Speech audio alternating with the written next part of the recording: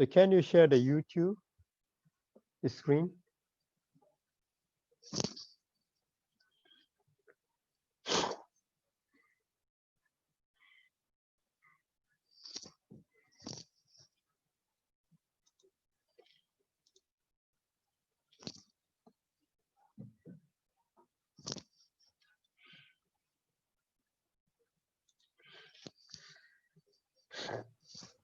Yeah.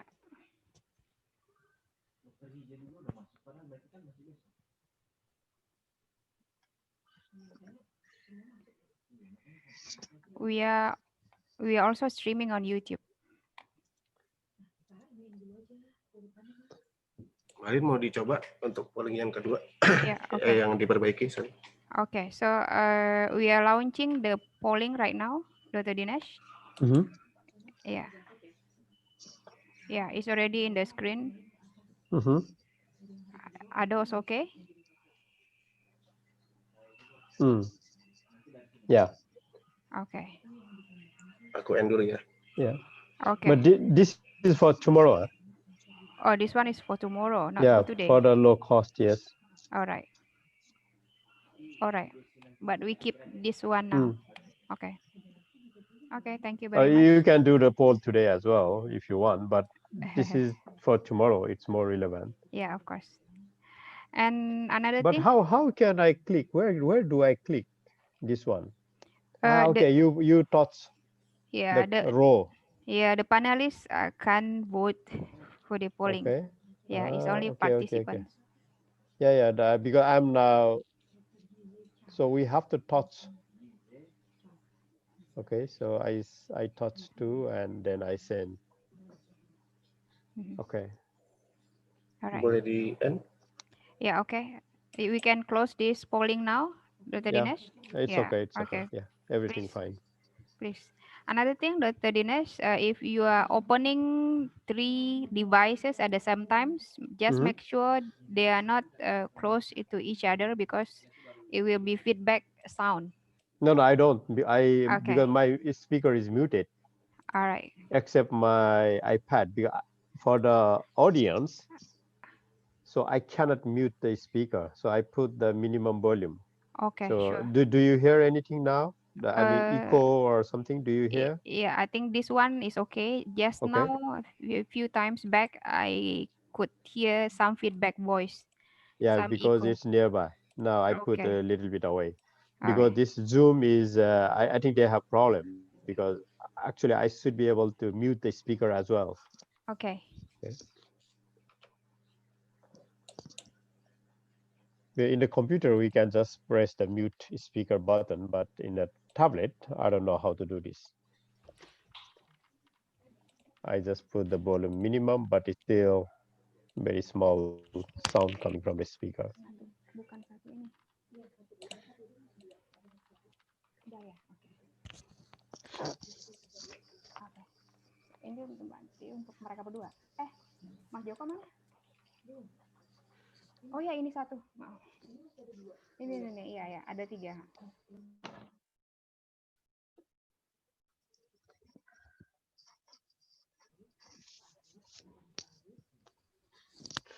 Okay, so test is okay. So we'll wait until you start the program. Okay, thank you very much. Now we are testing Thank something you. else. Thank you. Thank you very much, Dr. Dinesh. So we have Dr. Sony here and also Dr. Yize. Good afternoon, Dr. Sony and Dr. Yize. Good afternoon, Dr. Lee. Hi, everything okay? Okay, good afternoon. Thank you, Dr. Lin. Yes, Dr. Sony. So please make sure all of your materials are already sent to our team in case we are facing any technical difficulties during the event. So, for me, actually, I already sent my material yesterday night. Okay. Thank you very much. Thank you very much, Dr. Sony. Yeah. And then I will present for tomorrow. Okay. Thank you very much. Do you want to try it right now? Oh, okay. Yeah. Please wait.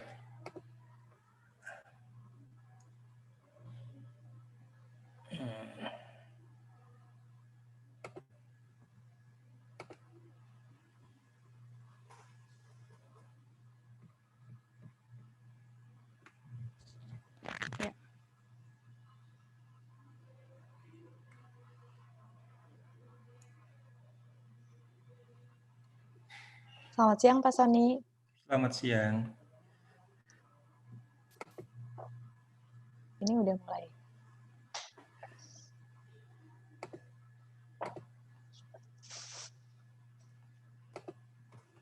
Ya, sudah terlihat Pak. Sudah. Sudah Bisa lah ya. Oke. Oh ya, sudah Bu. Sudah Pak. Oke, thank you. Oke, thank you Pak.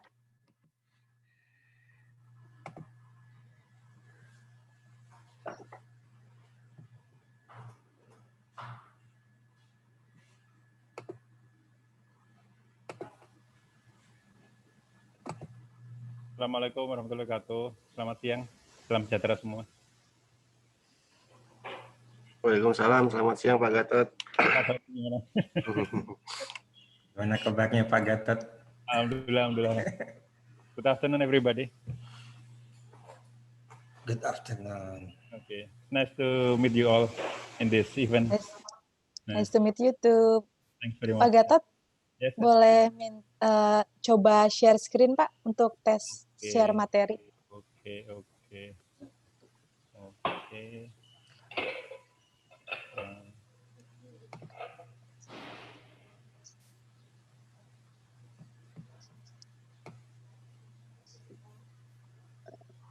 Aduh, share screen. Oke. Ini Mbak ya. Terus Ya, ini sudah kemudian- mulai. Ya, Kalau coba diperbesar mungkin Pak di full screen. kelihatan nggak? Iya, sudah Pak. Sudah, Oke, aman Pak. sip ya. Berarti Oke, aman makasih ya Pak. ya. Terima kasih. Aku tak keluar.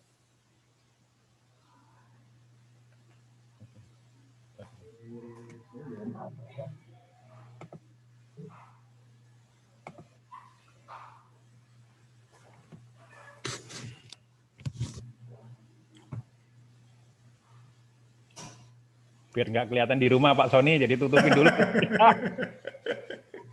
Pak Sony di mana nih? Di kampus? Kampus Pak. Oh, alhamdulillah. Iya. Walaupun mahasiswanya masih di rumah ya. Mahasiswanya masih di rumah. Betul Pak. Oh gitu. Ya silakan Pak ya. Saya tugasnya besok Pak. Oh besok. Besok.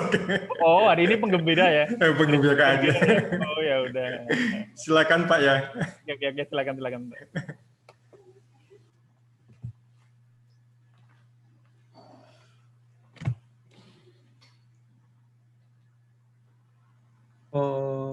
Ini.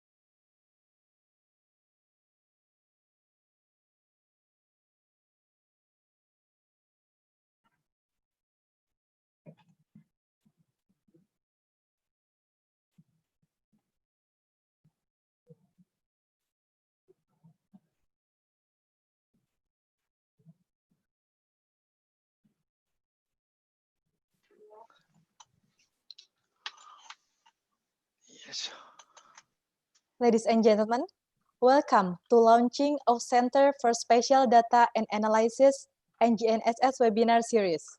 I am Siti Nur Hasanah. It is great honor for me to be master of ceremony for this event. I am pleased to inform you that among us here, we have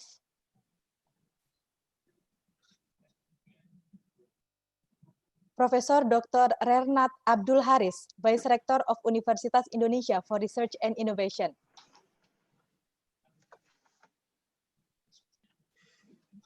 Ator Subroto, PhD, SSGS Universitas Indonesia Director.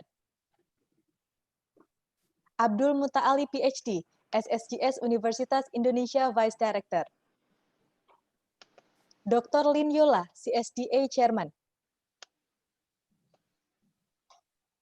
Dr. Gatot H. Pramono, Geospatial Information Agency. Dr. Sony Darmawan, Secretary General of Indonesian Society for Remote Sensing.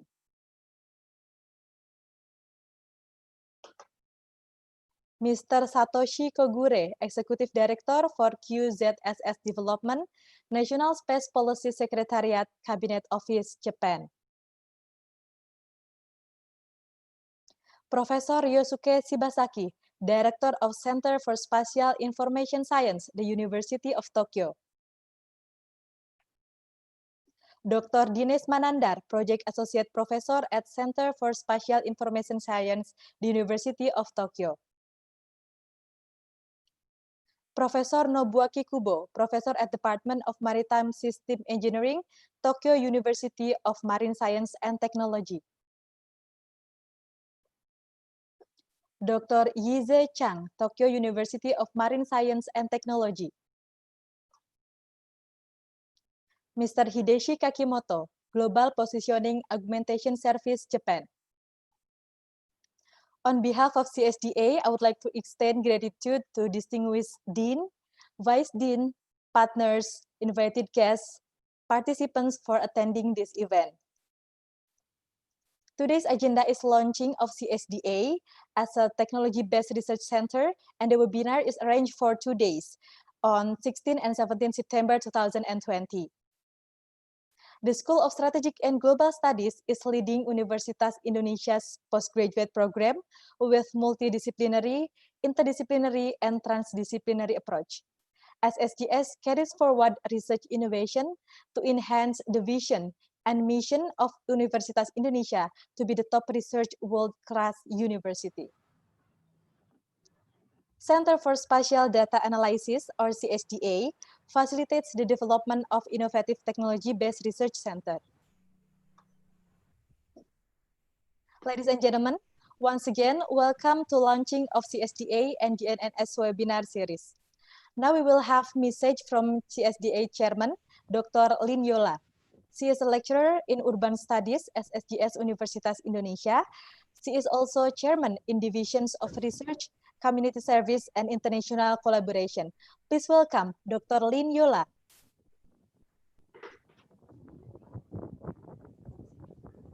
Thank you, Ms. Siti. Your Excellency, Vice Rector,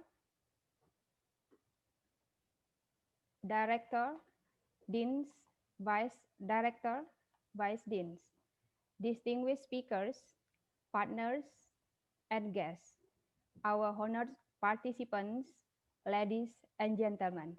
Very good afternoon, good morning, and good evening to some of you from some other countries. Assalamualaikum warahmatullahi wabarakatuh. Peace and prosperity be upon us all. I would like to welcome you all to the launching of the Center of Spatial Data and Analysis, CSDA, and GNSS webinar series. I'm Dr. Lin Yola, Chairman of CSDA. I'm greatly honored to have this opportunity to chair this event. As we all aware, the problem we are currently facing is so complex and huge that we need a comprehensive knowledge to explore alternative solutions. In this sense, I'm now very proud to be with the honored participants from the wide range of vast expertise of academics, research institutes, private sectors, government institutions, and international organizations.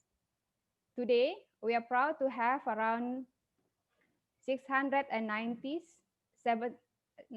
participants on both Zoom and YouTube from 17 countries, 64 universities, 27 schools, 27 government institutions, and many more from the private sectors. Center for Spatial Data and Analysis, CSDA, is the center that accommodates the spatial database and research programs of School of Strategic and Global Studies, SSGS, Universitas Indonesia, with the multidisciplinary and or inter-transdisciplinary approach. The activities grow significantly since 2015, when SSGS committed the collaborations with our valued partner, Center for Spatial Information Science, CSIS, University of Tokyo. The activities include the academics, research, and the international collaborations programs. Currently, we use GNSS-RTK, or Global Navigation Satellite System, real-time kinematic, using the GNSS TrimbleNet R9 server. On top of that, with our collaborator, CSIS UT, we just recently installed new server of GNSS Madoka PPP. Obviously, we can't solve today's problem with the yesterday's solutions. To answer today's challenge of the fast growth of SSGS development with the more range of new multidiscipline programs and collaborations with international university partners, government institutions, private sectors, CSDA needs to fasten its service and development. Therefore, this launching marks steps ahead to develop more supporting technologies that could associate with the spatial studies in CSDA. CSDA also opened the widest opportunities to more range of collaborators and multi-stakeholders. Therefore, we would like to use this opportunity again to extend our hope to CSIS UT, Professor Shibasaki, sir, to further develop our collaboration programs on more equipment installations, center outbound programs, and collaboration on our current listing urban projects. To Your Excellency, Mr. Kogure from the Japan Space Program, Japan Cabinet Office, it's our great honor, sir, to have you in this launching. We also hope that this could bridge our collaborations to closely work on the government-to-government urban spatial projects. To distinguished participants from universities, government institutions, and private sectors, we for sure wish that our meeting in this event could be a start point of future collaborations. In conjunction with this launching of CSDA, we are organizing the GNSS webinar series for today and tomorrow with the big theme of GNSS applications for academics, commercials, and policymakers. This is part of our commitment to work on the center's development and sharing to the said multi-stakeholders. We highly put our expectations that this webinar series could contribute positive insights to all participants.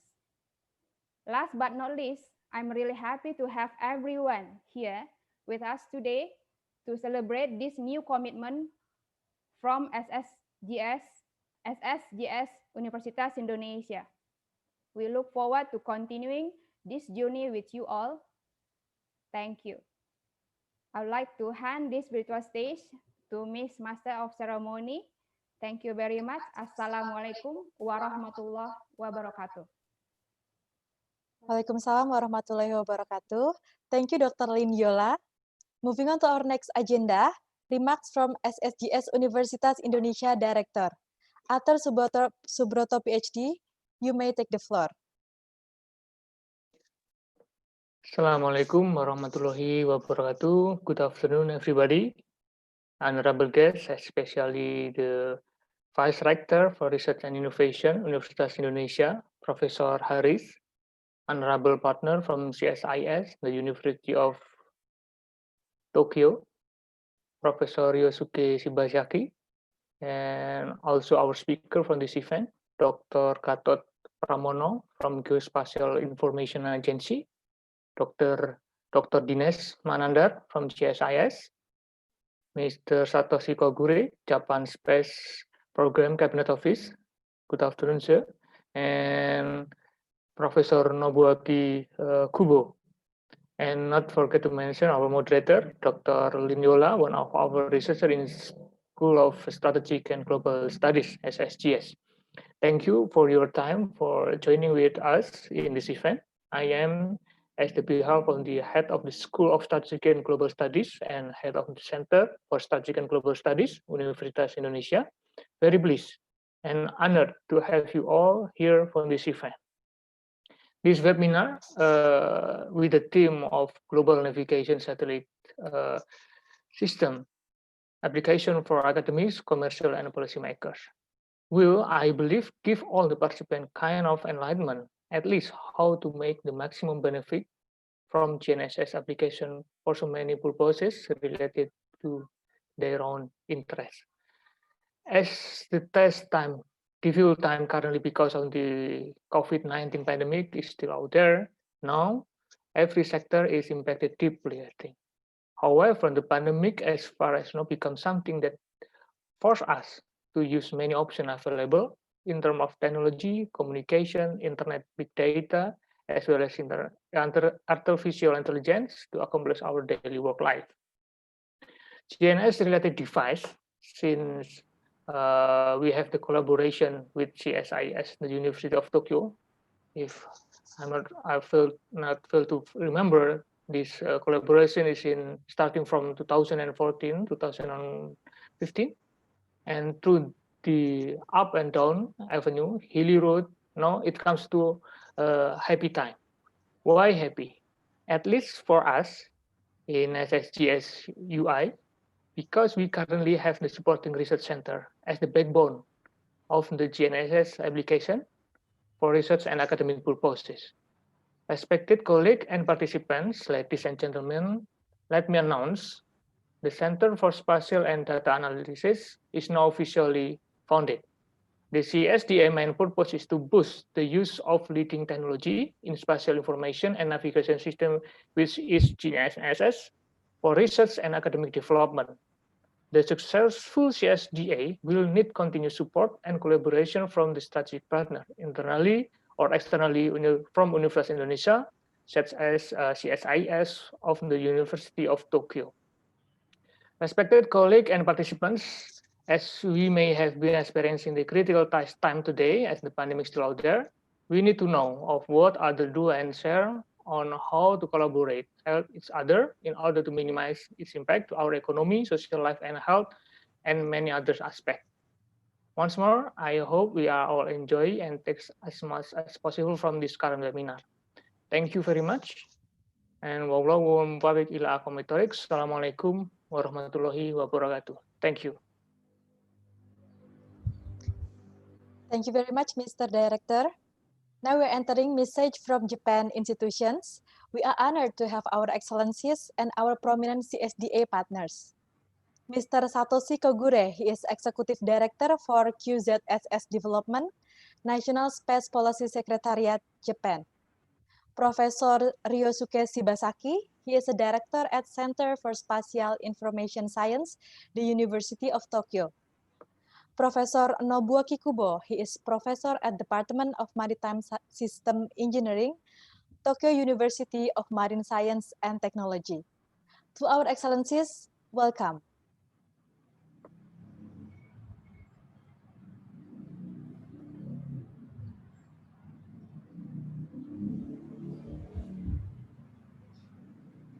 Probably Mr. Kogure are supposed to have a talk at the beginning. Okay. Thank you very much for your kind introduction. And Your Excellencies, distinguished guest, my name is Satoshi Kogure. I'm working for the Japanese Cabinet Office, National Space Secretary, Space Policy Secretariat. And also, so I'm a co-chairperson of Multi-GNSS Asia. The government of Japan. First of all, so please allow me to express my sincere appreciation to Center for Spatial Data and Analysis Center and University Indonesia for inviting us to make a presentation today. Also, I'd like to express my congratulations on launching of CSDA. It is my great honor to join this great opportunity and share this graceful time with you all. As you know very well, GNSS is a key technology and essential to run when you desire a better and more effective life. There is no doubt the CSDA would provide Indonesia with fundamental research opportunity and basic infrastructure for research, for more better quality of life utilizing geospatial information as well as GNSS technologies. I'm very happy to support CSDA and work along with you and all participants today. So Japanese government continuously support GNSS technology, QGSS, Coordinate Satellite System. So it has launched official service in 2018. Now we are providing a very reliable and high performance PNT service in this region. So I'd like to request you to support us to create more effective, more better system in the future. Lastly, so yeah, I hope this launching ceremony as well as the GNSS webinar series could be great success. Thank you very much for all participants or distinguished guests. Thanks very much. Thank you.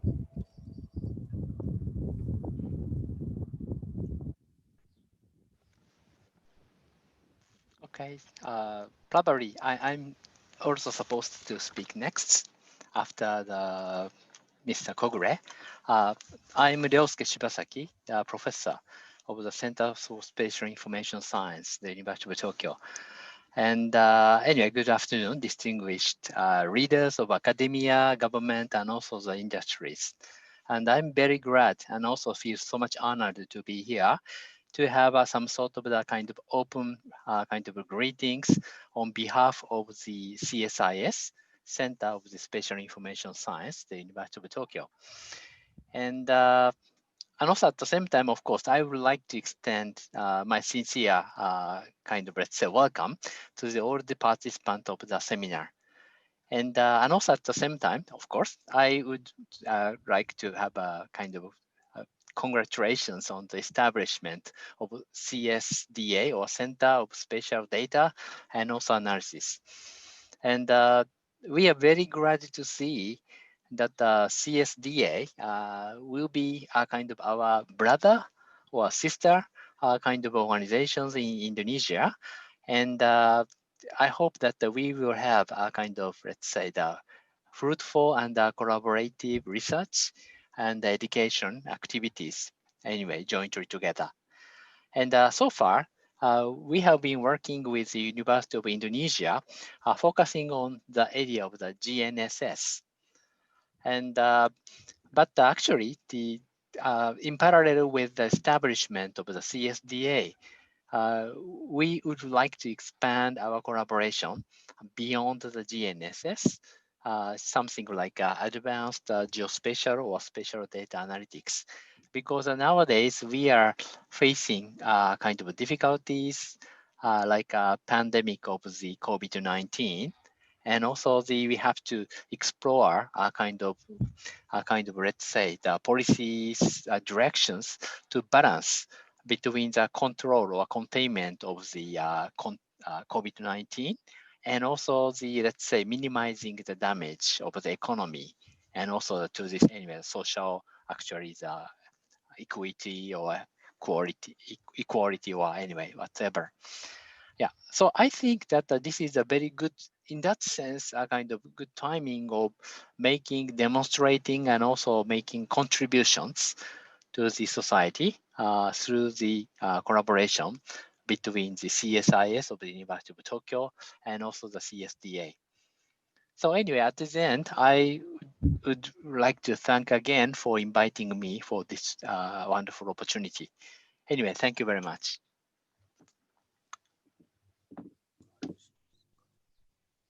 So maybe last one is me. This is Nobuaki Kubo from Tokyo University of Money, Science and Technology. Firstly, congratulations on your launching of Center for Spatial Data Analysis at University of Indonesia. So we are very glad to hear that you will initiate to facilitate the development of innovative technology at this center. So as Professor Shibasaki and Mr. Kogure told you, so I also believe GNSS will be one of the important technologies. I actually started to talk with your group, especially Mr. Galin, since 2015 regarding the installations of GNSS base stations. Also last year, it was lucky for us we could start to monitor new positioning method, precise point positioning through Japanese QGSS at University of Indonesia with the help of Japanese Cabinet Office. Thank you very much for your cooperations.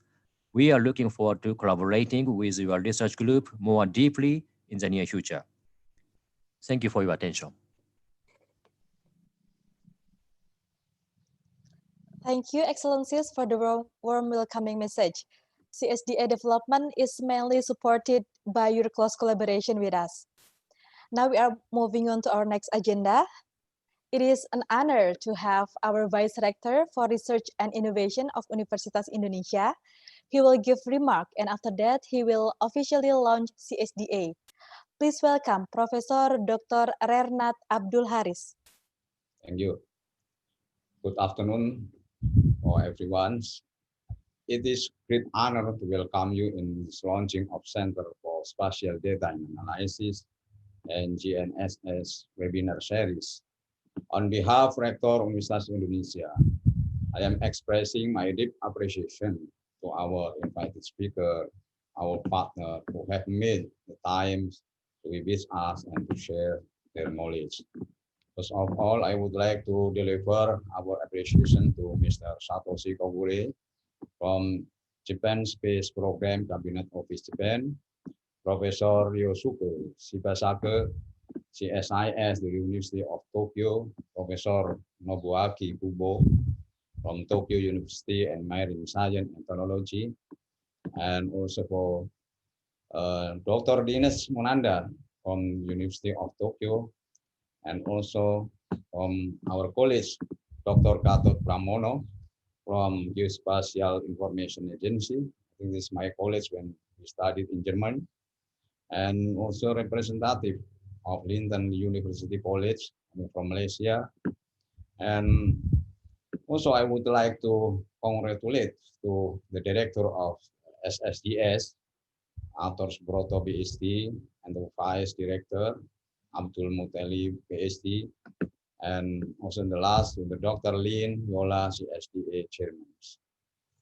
And ladies and gentlemen, today, the global community are facing multi-dimensional challenge during this pandemic. COVID-19 has infected nearly 27 million people throughout 215 countries and still counting. Our choice have to be made prioritizing healthcare during the pandemic over economic policy to avoid recession is among many facets. Polarizing debate in many countries. I believe that part of the academic community, we must join our forces and resources to come together as a global citizen to fight against COVID-19. This will be our noble contribution, not only for our respective nation, but also to world and to human race.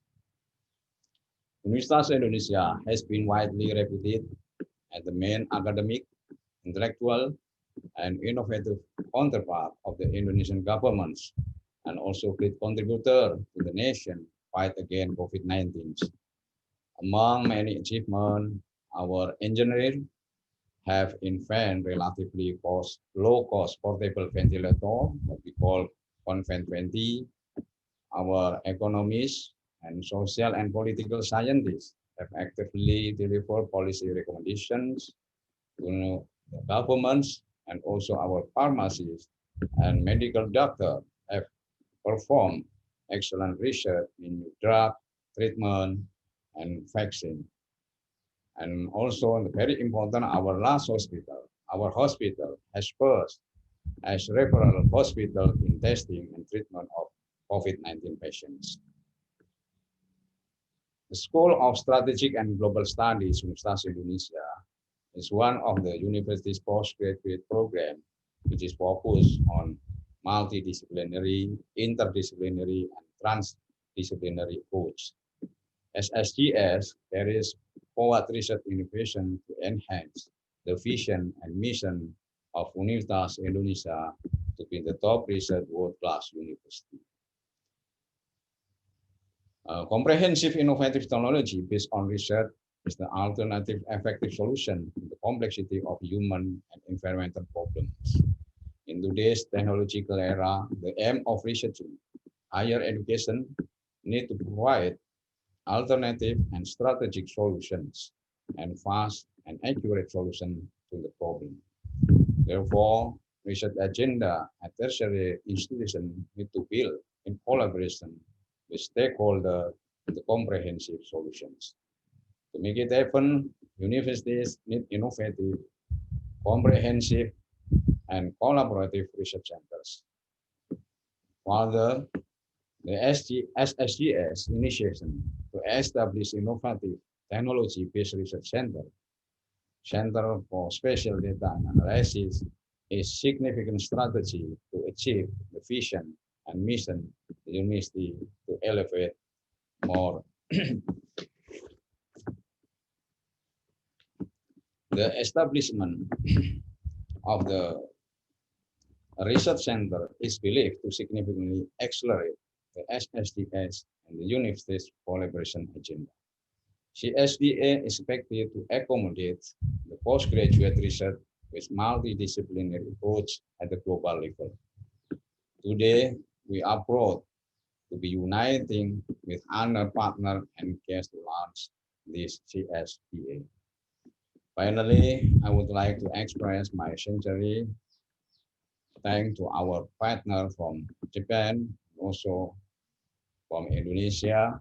For example, this from Japan Space Program Cabinet Office, and also the Center for Spatial Information Sciences, the University of Tokyo, and Tokyo University of Marine and Technology, and also from Geospatial Information Agency of Indonesia, and Indonesian Society for Remote Sensing, what we call MAPIN. We do hope that we are able to maintain and increase the level of our collaborations. We are now expanding the goals of this webinar that already established also in this launching, is to include the developing platform for stronger and mutually beneficial partnership at both individual and institutional level. Ladies and gentlemen, herewith as the request from the committee that this actually should be launched by a rector, but rector on any another agenda. So there is any pass record coming from rector to all participants that herewith we declare to officially launch CSDA by saying Bismillahirrahmanirrahim. Thank you very much for your attention. Wassalamualaikum warahmatullahi wabarakatuh. Waalaikumsalam warahmatullahi wabarakatuh. Waalaikumsalam.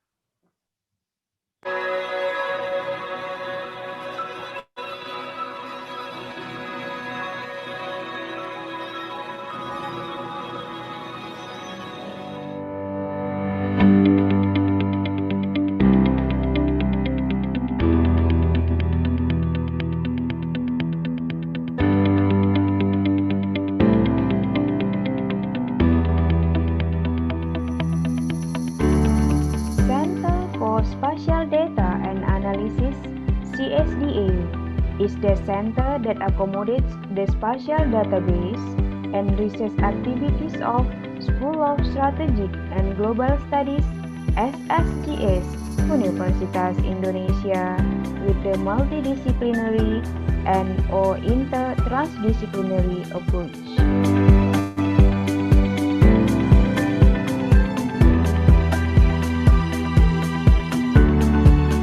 The missions are creating an international level of strategic research center and publications, developing research based on technological innovations, promoting intensive collaborations and joint research at national and international level, bringing science, society, and environment together.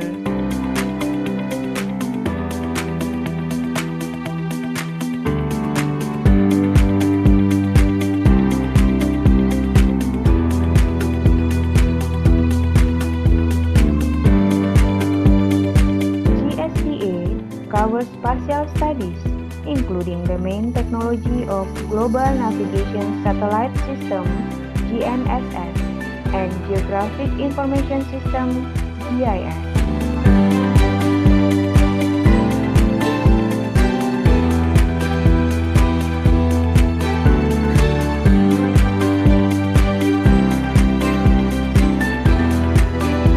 GNSS technology was fully equipped in SSGS since 2015 through collaborations with the Center for Spatial Information Science, CSIS, University of Tokyo.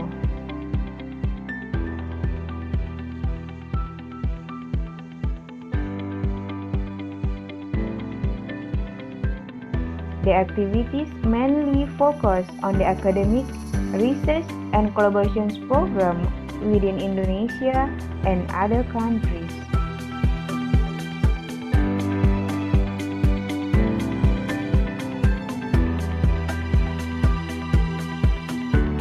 CSDA doesn't only accommodate the academic and research activities with the comprehensive multidisciplinary and/or inter-transdisciplinary approach, but also comprehend the wide range of multi-stakeholders.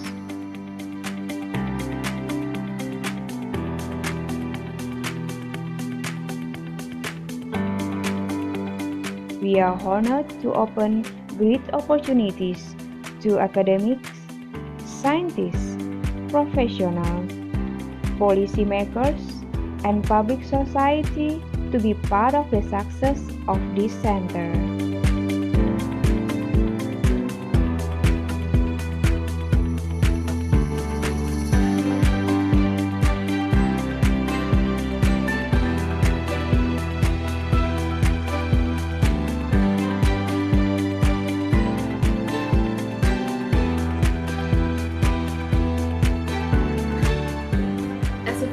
Postgraduate students in Urban Studies Department, I am grateful to be able to perform my research studies using the CSDA's technology facilities.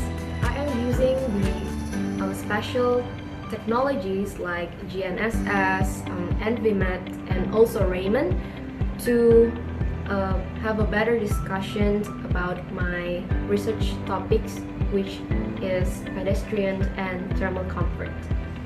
Technically speaking, the technology really helps me to perform on my research project, especially during this pandemic, which I wasn't able to do data collections.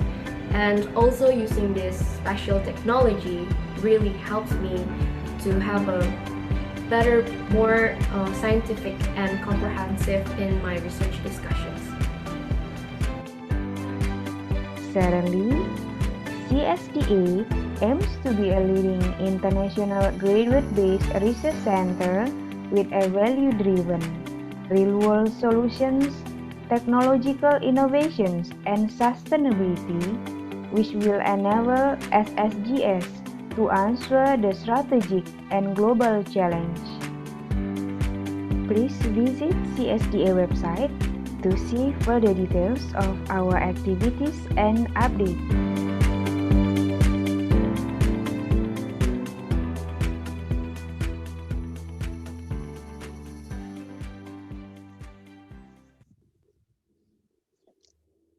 Thank you very much, Professor Haris, for the remarks and for officially launch the CSDA. Before entering our webinar, we will have public lecture on policy and service of INA course. Our speakers today is very special, Dr. Gatot H. Pramono. He obtained his doctoral degree from Kiel University, Germany. Currently, he is the head of Center for Geodetic Control Network and Geodynamics in Geospatial Information Agency. Please welcome Dr. Gatot H. Pramono.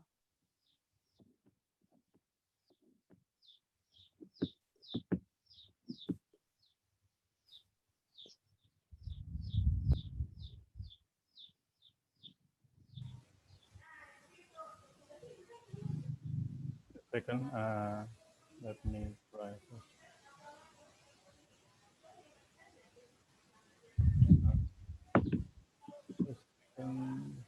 Okay.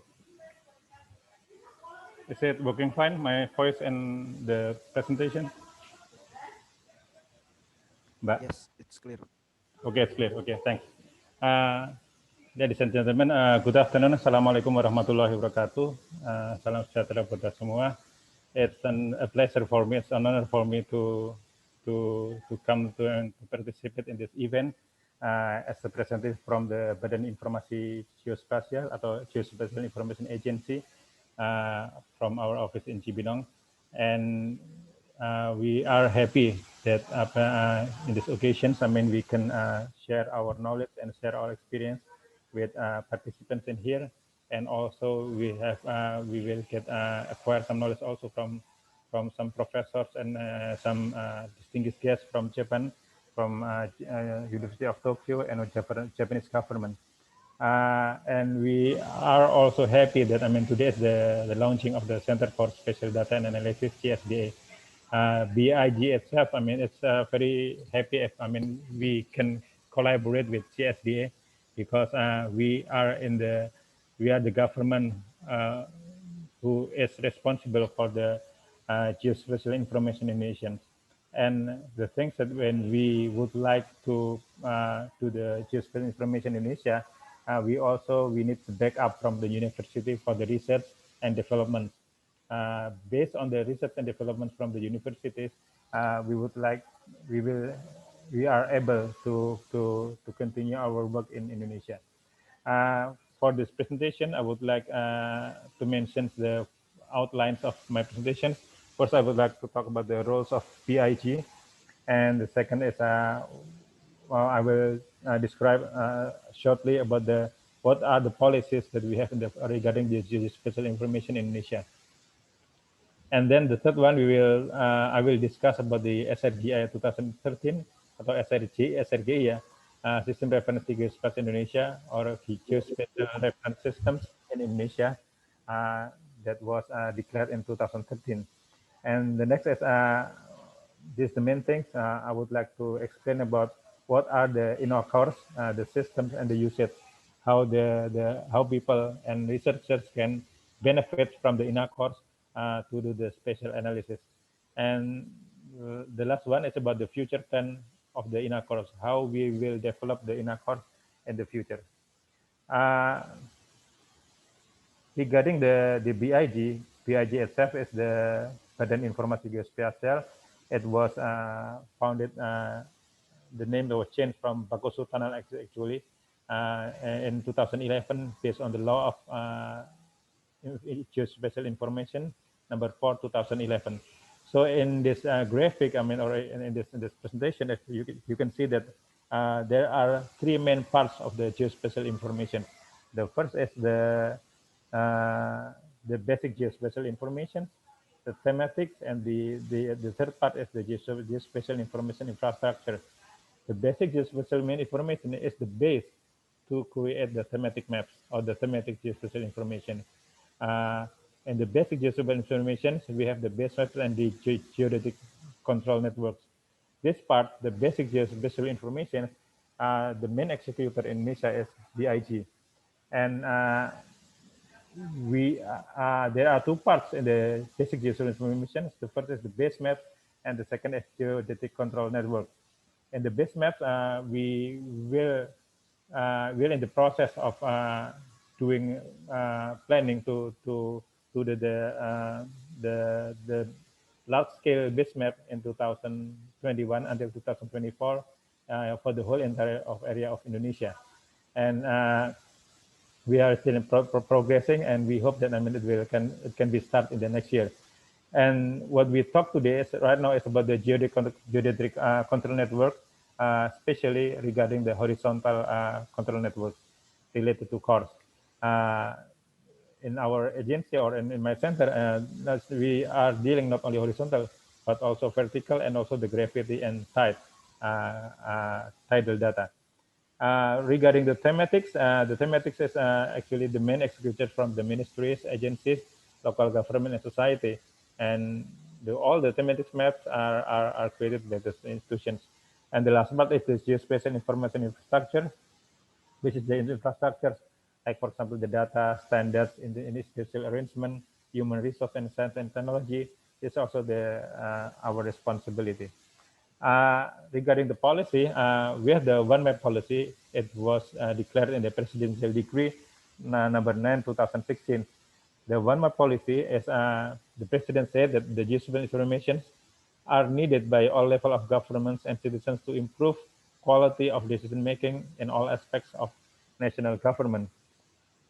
And the one map, the background of one map is because we have different maps with different conditions and scales. So in this policy, the government would like to strengthen that. There should be one reference, one database, one standard, and one portal in supporting the one map. Regarding the inner cores, this is related to reference, in which how surveyors in Indonesia doing the surveying or mapping, they should follow the reference that we develop. The second policy that we have in Indonesia is one data policy. So this another policy which was released in Presidential Decree number 39 last year. And Mr. President said that data is a new treasure of our nation, and it is more valuable than oil. In this case, the data is not only the spatial data, but also the statistical data. I'm sorry, I did not translate the graphics on the right, but this is regarding how the test and the responsibility of the data producers and then the stakeholders and also the people who is in charge in that area. Now let's move to the next slide regarding the SRGI 2013 or Indonesian Geospatial Reference System 2013. It was launched in 2013, 11th of October, and we are using the reference using the epoch in 1st January of 2012, and we define this datum to be semi-dynamic, which is following the dynamics, the dynamic conditions of the Earth. As we know that the Earth is moving, the parts of the Earth is moving. So in that case, we would like to incorporate also the factors that may change the position of our points or our locations. And the reference for the ellipsoid, we use the WGS 1984. Our system SRGI is in line with Global Reference Frame, ITRF. And this is also considering a velocity model which incorporates tectonic motion and earthquake-related deformation. So anything is changing, for example, due to earthquake or tectonic motion, we will incorporate in our models or in our SRGI systems. And we provide also to transform the coordinates between different epoch and from reference epoch. For the reference. And for those of you who would like to know how we implement the SRGI, the SRGI system is available in the web application in the srgi.big.go.id. In this case, for example, I show you the locations of 5 pillars or the horizontal reference in Indonesia, thousands of them. And if you click on locations, I mean, by clicking the CKHN here, and then you can see what is what are the pillars and the locations. And the next one is the tidal gauges that we have in Indonesia, and by clicking that points, also you know the tidal gauges, and also later, I mean, you can search the tidal conditions in that area, and then the constituent harmonic in that area, and also the datum for that specific area. So actually, it's available in SRGI. I would like to urge you to come and to visit and to try, I mean, these applications. And the third one that I showed you is actually this, when you would like to get the information of the height. We just released that, I mean, we have officially released the use of geoid. We call it INAGEOID 2020. This is the reference frame for the vertical reference frames in Indonesia that we can use, I mean, to get the height of a location. So in this case, you can see that, I mean, if you get the height from the ellipsoid, from the GPS, and then you enter the value, for example, in the location 100 meters, for example, so you can get the S orthometric or the true orthometric of the height of that location in that position. This is because, I mean, we also include the undulations on the values of geoid values in that location, so you can get the real height of that position. You can try it in the srgibid.go.id. And this is the locations of our stations. We have currently 237 stations throughout Indonesia. As you can see, the number of stations nearly resembles the number of people in Indonesia. So, I mean, in Java, we have a lot of points, stations, as compared to Kalimantan and Sulawesi, I mean, and Papua. This year, I mean, we have the plan to, at least next year, we have the plan to build more 45 points of stations in Kalimantan. And if you like to know how is the coverage, the coverage means, I mean, if you stand in the locations and then you would like to know whether your GNSS device can connect to our base in the core station. This is the figures. So we draw a circle about 50 kilometers around a point of the core station.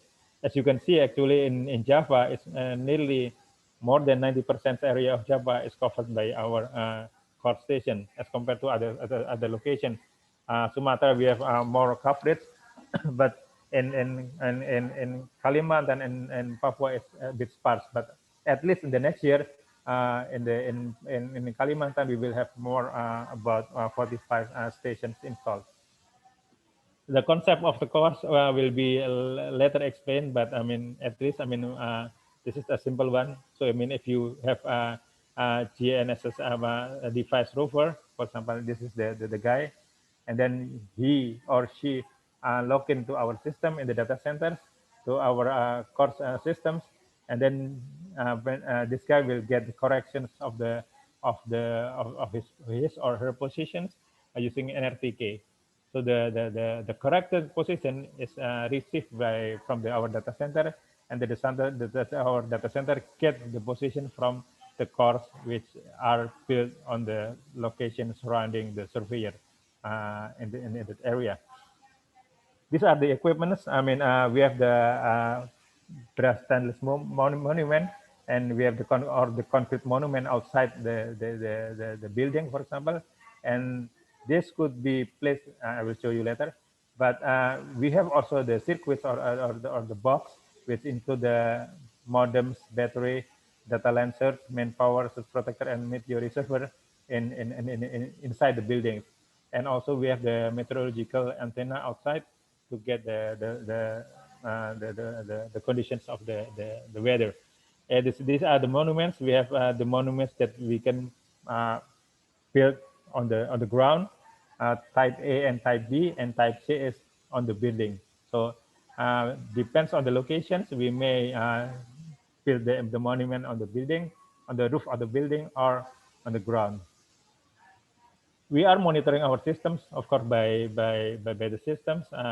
How the system is, we will check whether the system is on or is going all right or not, sending the data, because we have to make sure that the data which is calculated or received by our system or our core station on the field can be transmitted to our data center. So this is, I mean, another figure of configurations. Same thing, I mean, from the inner cores, the data will be fed, will be fed in the server, and then it will be managed and it will be processing, and the users can get the correction in the real time. This is the real-time processing of the data. You can see that, I mean, you can also check it in the srgibig.go.id visual GNSS. And this is the choice of service. You can do the RTK and trip service, which is a real-time kinematic. It means by the time you are moving, you get the correction. Or you can get the online post-processing. It means after you finish your work, and then you go back, and then you send your data, your Rhinex data to our system, and then you get the correction. Basically, there are two types of our service. The first time is real-time, and one is the post-processing. The real-time is used for the surveying and mapping applications, for early warning, for using, it's used for the reference station, for supporting various navigation, and for integrating, checking, and validating various coordinate reference systems. On the other hand, the post-processing is used as a coordinate reference frame for various positioning, surveying, and mapping application in Indonesia. So it's based on, so it depends on your needs. I mean, you may use the real-time, or you can use also the post-processing. How you decide whether you use the real time or post processing? This is actually the, what do you call that, the trick. So it means, I mean, if your location is less than 50 kilometers, you can do the RTK and trip or online processing, and depends also your GSM signal. Of course, I mean, Indonesia is not all locations are covered by GSM, Telkomsel or Indosat, for example. You may have the condition that you don't have signals GSM. So in that case, I mean, if you don't have signals, I prefer you to choose the second one, which is the online processing. It means you go to the field, you collect the data, and then you go back when in your base as the station, or I'm sorry, on your location in which you get the internet, and then you send your data to nrtkbig.go.id, for example, like that. And if it is the location, I mean, the period is less than 30 days.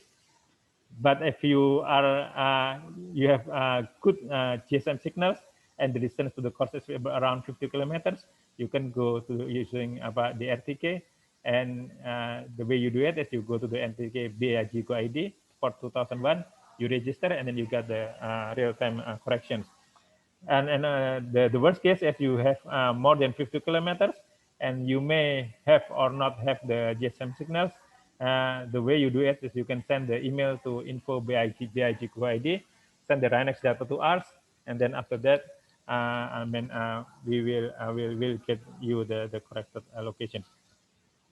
These are the results of our long-term processing of inner course data.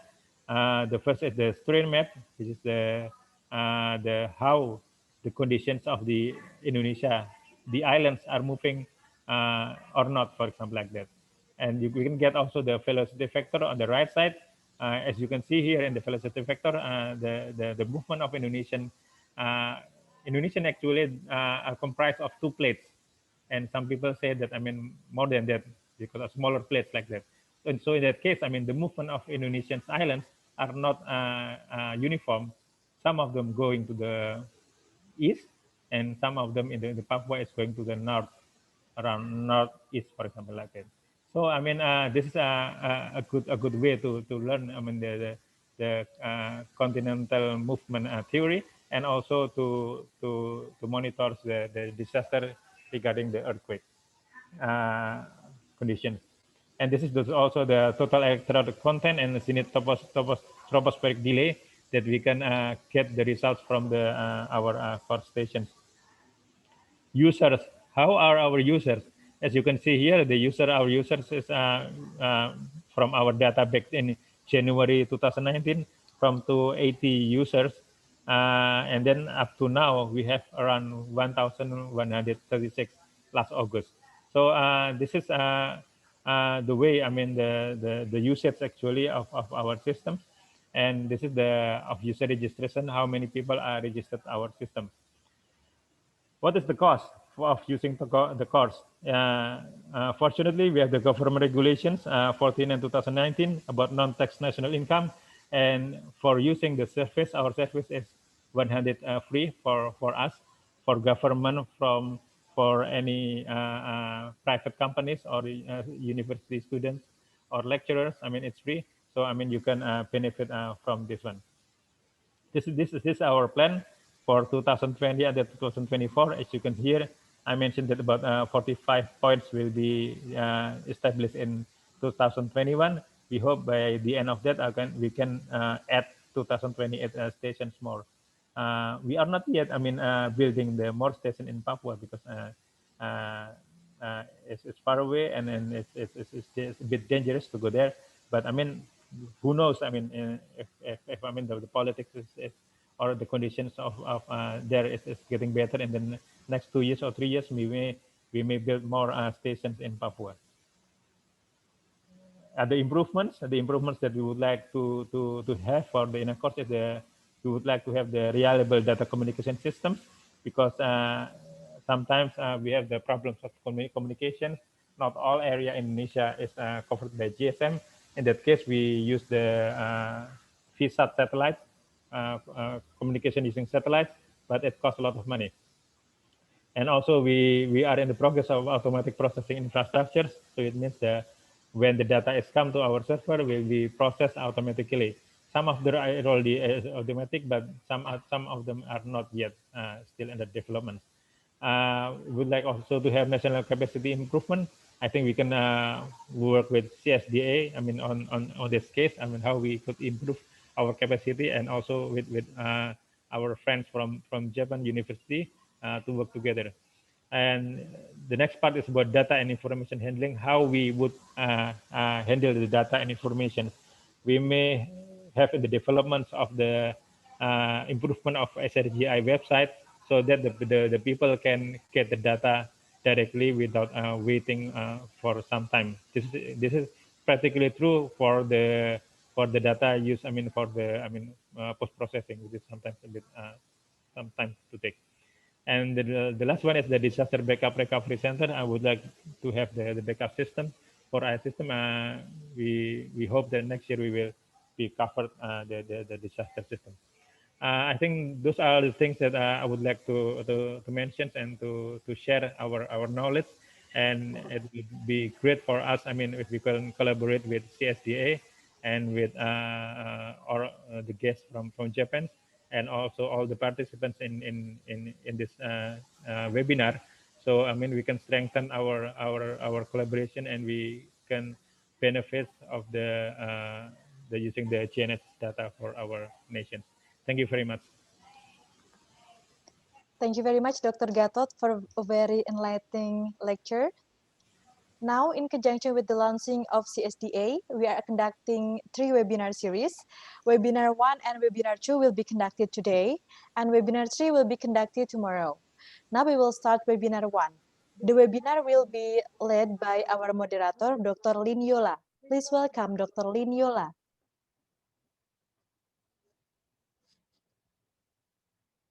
Thank you very much, Ms. Siti. Ladies and gentlemen, I'm Dr. Lin Yola. I will be the moderator for the webinar discussions for today. And also thank you for Dr. Gatot from BIG. Of course, we are greatly honored to have collaborations with you in futures. Of course, we will work closer. To all participants, let me remind us all again that the big theme of our webinar today is the GNSS applications for academics, commercials, and policymakers. After the presentations from all of the speakers, we will have the Q&A sessions, and we will choose some of the questions from the registration link and the online questions. To our participants that have any questions regarding the discussions, please post it in our Q&A sessions at the chat room and YouTube. Okay, I think let's call our distinguished speakers that we have today. The first one, we have Dr. Dinesh Manandar. He is the project associate professor in Center for Spatial Information Science, University of Tokyo. And the second one, we have Mr. Satoshi Kogure. He's from National Space Policy Cabinet Office, Japan. The third one, we have Prof. Nabuki Kubo. He is the professor in Tokyo University of Marine Science and Technology, Otumsat, Japan. And last but not least, we have Mr. Kaito Kobayashi. He is also from Tokyo University of Marine Science and Technology, Otumsat. His interest is in developing RTK, PPPP applications, and anti-spoofing technique. Okay, to all of our speakers, Dr. Dinesh, Mr. Kogure, Prof. Kubo, and Mr. Kobayashi, are we all online? Yes, I'm Kai Kobayashi. Yes, I'm online. Okay. Thank you very much. Thank you very much. So maybe the Yes, first I'm one, online. yeah, Dr. Dinesh, Yes, okay. Mr. Kogure, Yeah. and Prof. Kubo. Okay. Hello, this is Dinesh. Yeah, thank you very much. So maybe the first one we call first for Dr. Dinesh Manandar. Hello. Yeah, in these sessions, he will talk about introductions of Sorry, I need to reset introduction my to Zoom. GNSS for beginners. Dr. Dinesh? Yeah, Are I you need set? to reset my Zoom once again. So something wrong in my system here. Okay, please take I your time. cannot put the screen. Okay. Just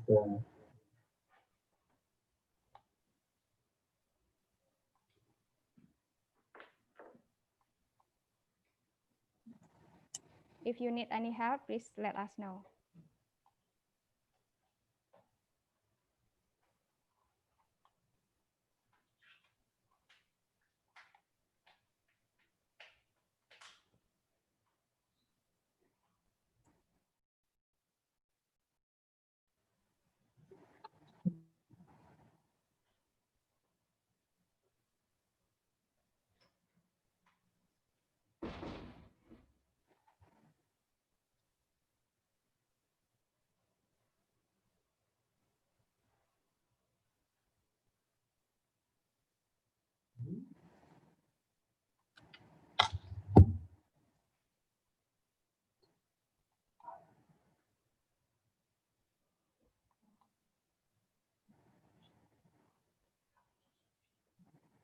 Sanji Marquez Zoom ID bisa ada.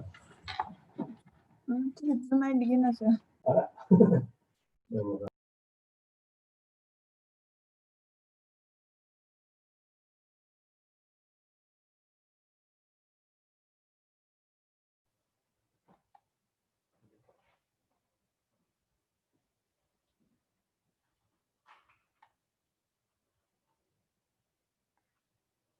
Dr. Dinesh?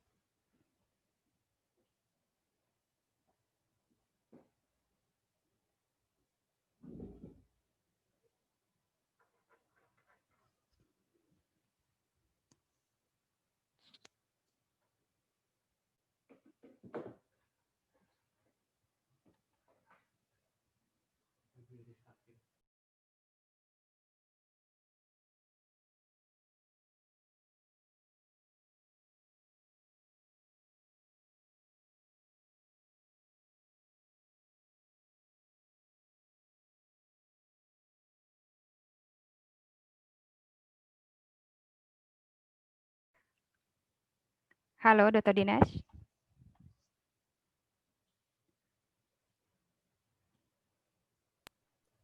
Hello, sorry for the trouble.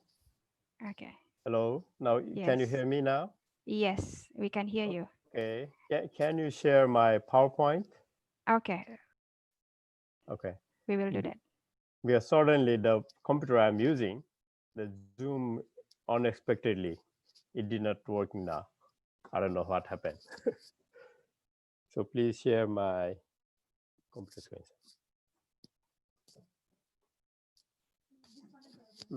The one disconnect again.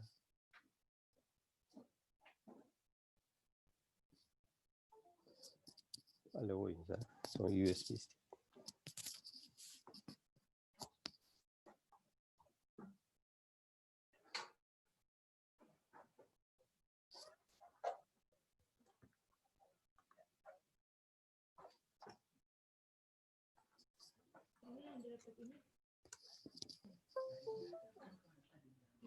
Okay. Would it be okay, Dr. Dinesh, if we proceed to Mr. Satoshi Kogure first? Okay, okay. So Yeah. let's do that. Yeah. Okay. Till we fix the technical problems here. Okay. Yeah. Thank you very much. So Sorry for this. Yeah, I was yeah. doing several things together. Okay. Okay. Yeah. So Mr. Satoshi Kogure, are we set? Yep. Sir? Yeah. Please, the stage is yours. Okay.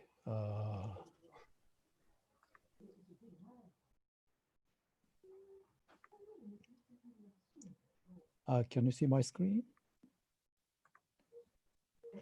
Yes, we can see your screen. Maybe could you please help us to make it Also. on full view? Yeah. Is it okay for you? Yes, this one is fine. Okay. Please. Okay. Sir. Okay. Thank you very much for inviting me to here. Today, I would like to introduce my presentation QGSS. QGSS stands for Quasi-Zenith Satellite System. It is a regional satellite navigation system, which is operated by Japanese government. And also one of function of QGSS, early warning service, just short briefing on the EWS in this my presentation. First of all, I would like to introduce our system overview, system current performance, as well as the long-term schedule. And secondly, so I'd like to pick up this one specific topic, future expansion. Currently for a satellite orbiting on the Earth, but now we are planning to 3 additional satellites around 2023. So I'd like to introduce our future expansion. And some of the briefly, the short introduction of application. And so I'd like to, MGA and S boosters will be touched briefly. Okay, first of all, our system overview. Quad-Zenith satellite system composed of space segment and ground segment. In the space, we have already launched 4 satellites, 1 geosynchronous orbit satellite located in 127 degrees eastern longitude, and 3 quad-Zenith orbit satellite. This is using inclined geosynchronous orbit, 3 satellites orbiting around the Earth, and in turn by turn, 1 satellite atop of the Japanese area, approximately 8 hours each spacing. And the ground segment, 2 master control stations in Hitachi Ota and Kobe. These 2 stations are separated away more than 10,000 kilometers for good site diversity. And 7 tracking control stations located in the southern eastern the southwestern islands in Japan, and over 30 monitoring stations around the world. This is a brief overview of our system. And now let's move description of service. So QGIS have functional capabilities, three main pillars here, you can see. First one, the GPS complementary function.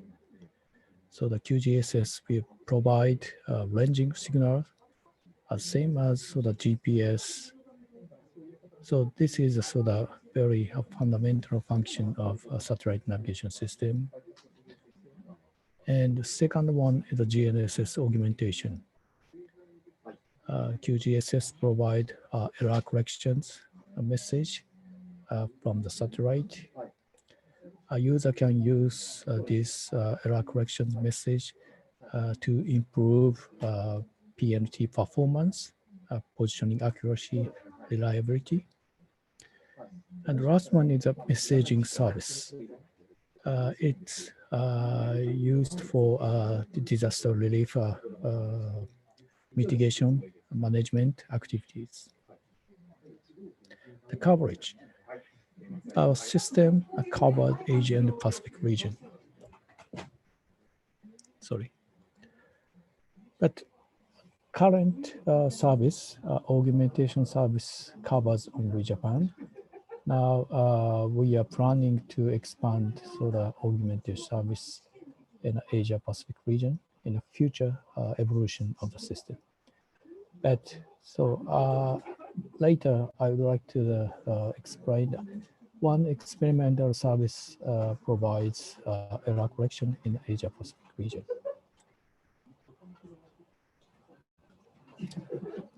Okay, now I would like to touch the current performance. So this is the sort of signal in space user range accuracy. This is a very basic performance of satellite navigation system. So you can see the four graph in the left-hand side. So each graph shows you the sort of four satellite of QRGSN satellite system, QGIS 1, 2, 3, 4. So you can see the sort of performance of CSURV. Left-hand side summarizing the sort of table. So yeah, first satellite operated more than 10 years. So we are already very known the satellite characteristics. So we can estimate very precisely less than 50 centimeter. So, but still new satellite launched in 2017. We are tuning CSURV performance, precise orbit determination of these satellites. And this one shows you sort of augmentation function. SRAS means sub-meter level augmentation service. This is for the code phase positioning users error correction message. Service area shown in the top of the slide. So we have 13 reference stations in Japan. So that,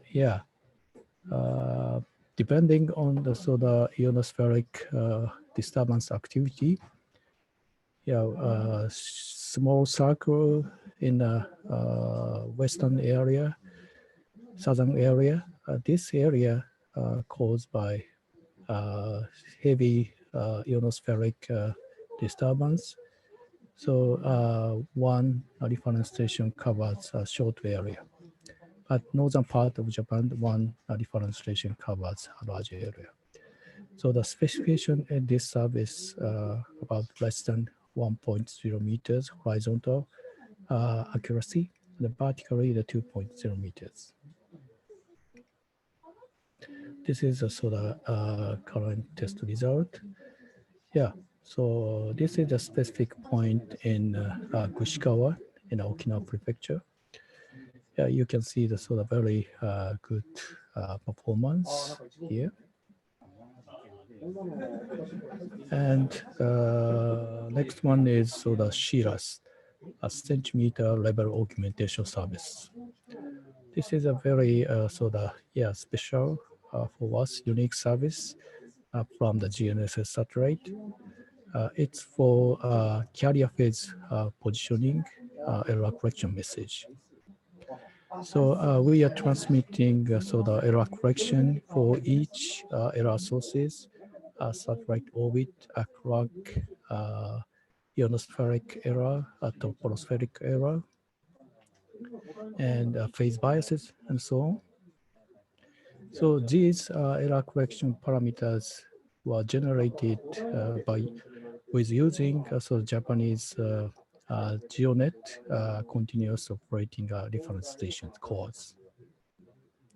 So the specification and the positioning accuracy, horizontally, the static application 6.0 centimeter or 95% probability, and 12 centimeter horizontal kinematic application.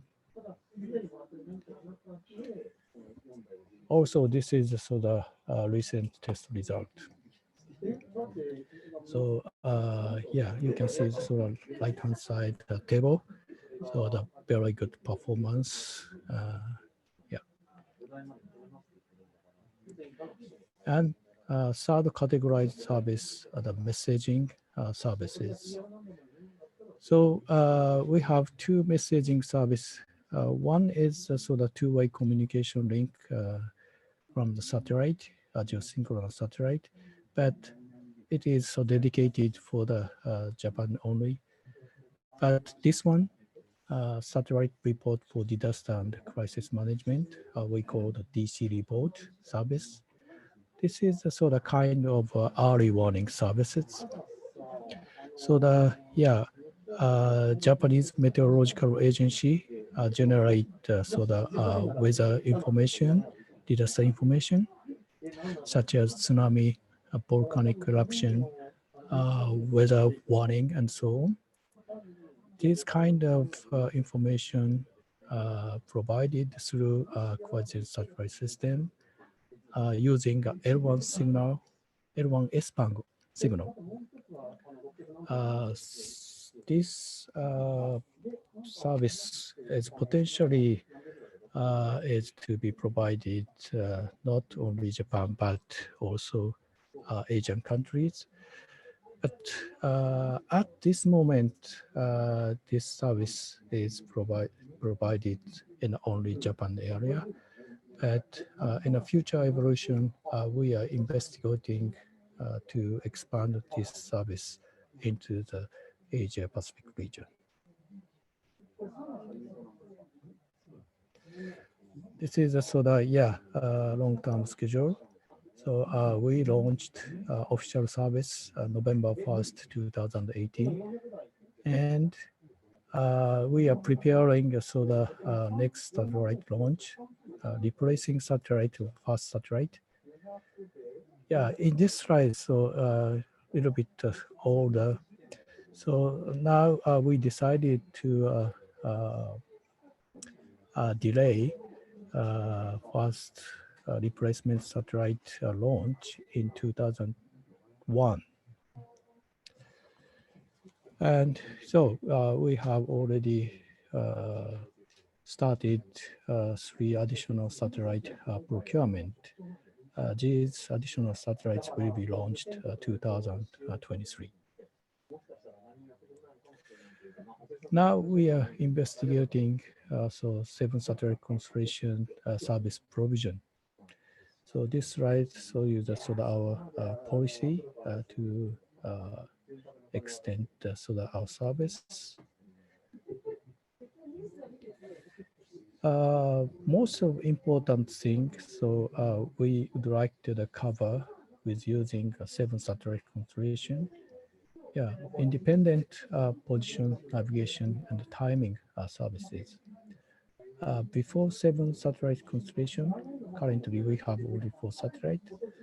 our satellite cannot provide independent position navigation timing performance.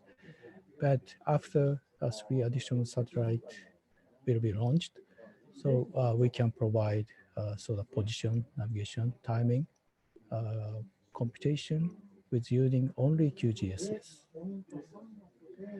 And in addition, we would like to add open service with navigation message authentication. This is add a very confident, reliable PNT service in this region. So we are planning to improve our performance, a step-by-step approach as new observables ranging measurement with user using inter-satellite ranging as well as two-way ranging system. So we will briefly explain later. Yeah, this is just sort of brand new research and development for 7 satellite constellation. So we would like to add additional observables for precise orbit determination and integrity monitoring on board. Our goal is to improve accuracy, availability, integrity, improving orbit and clock estimation accuracy by adding new observation, ranging between the satellite and ranging between the ground and satellite. And augmentation service, we will keep existing 2 types of augmentation service, SRAS and CRAS. And now we are providing a Madoka-based PPP augmentation. So it should be covered Asia Pacific region. So I will explain in the next slide.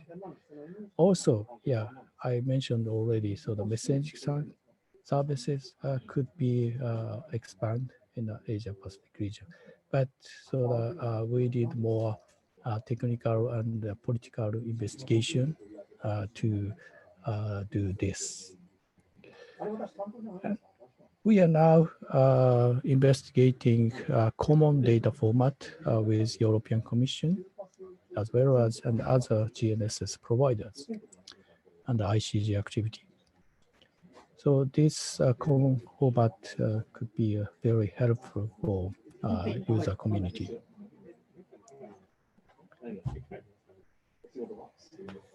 Yeah, this is a sort of brief explanation between our current existing domestic service CRAS. On the other hand, so the Madoka-based PPP. So Madoka is a precise orbit determination tool for multiple GNSS constellation. It can generate so the precise orbit and clock error correction. So the currently QGIS second and third and fourth satellite is providing these error correction message to very wider area in the Asia Pacific region. Yeah, after my presentation, Professor Kubo, he will present current activity to evaluate this Madoka PPP performance in the region. I appreciate for University Indonesia Corporation to do this activity with so the Tokyo TAMSAT. And this is so the 7 satellite constellation design. So we will 3 additional satellite, coordinate satellite number 6, 7, and 5. 5 is the inclined geosynchronous orbit, and 6 is a geo, and 7 is a quasi-geo satellite. Quasi-geostationary satellite means it is geosynchronous orbit, but very slightly eccentricity and inclination not perfect geostationary orbit. This is a sort of movie for 7 satellite constellation. This is a sort of, camera is rotating around the Earth with Earth rotation speed.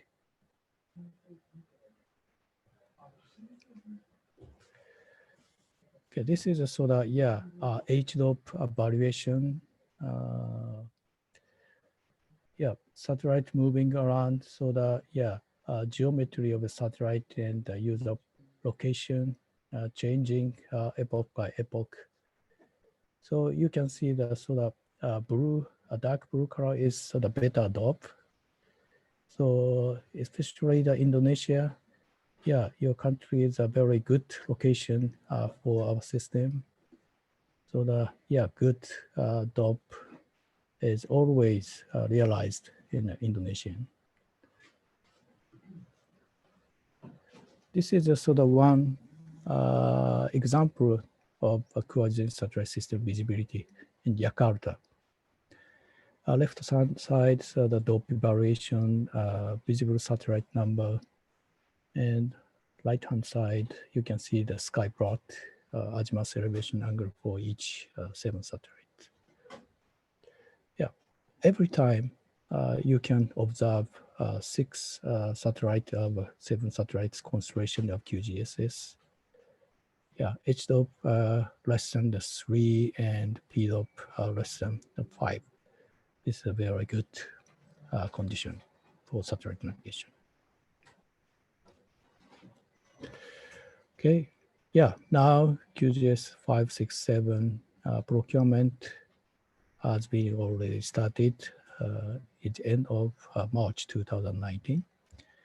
Now we are trying to making a contract with the ground control segment evolution and more future challenges for future expansion, reliability, availability improvement for whole total system design. So we need long-term replacement plan with backup satellite and less ground infrastructure for system rigidity improvement.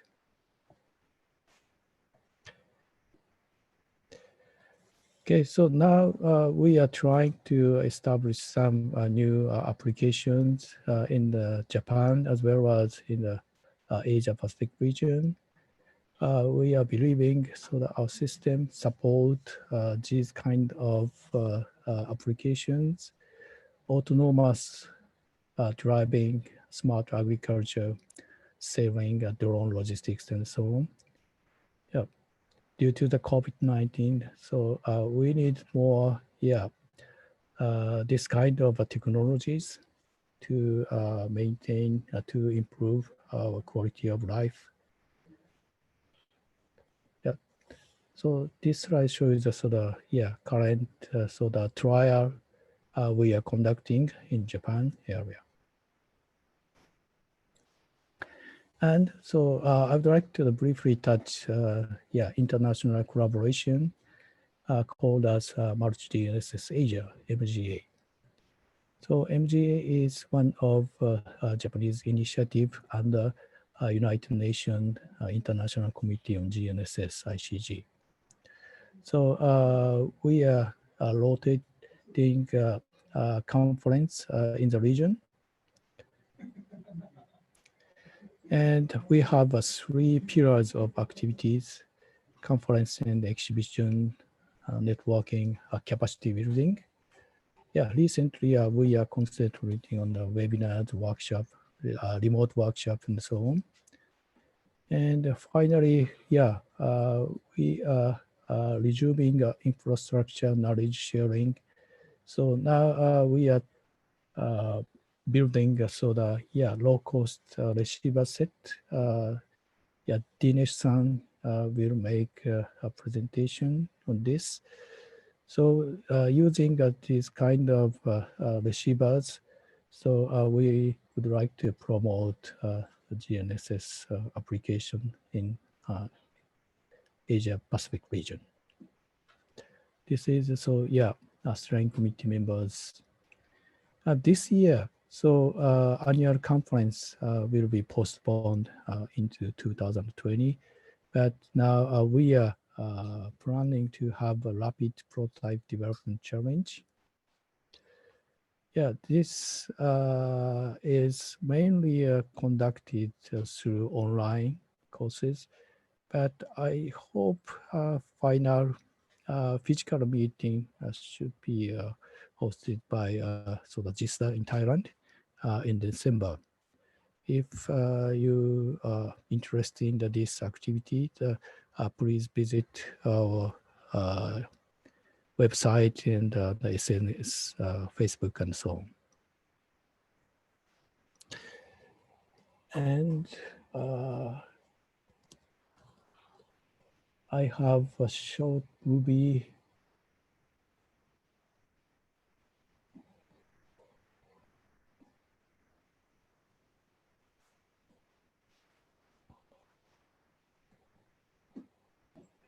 Let me see.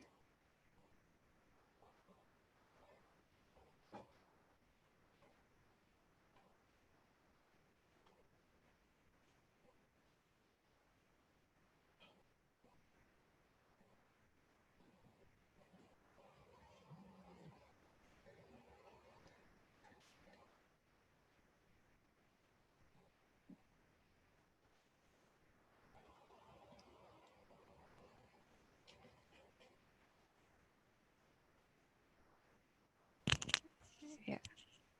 Okay, sorry. Is it working Sorry for well? waiting. Yeah. Okay, please. This is a S booster.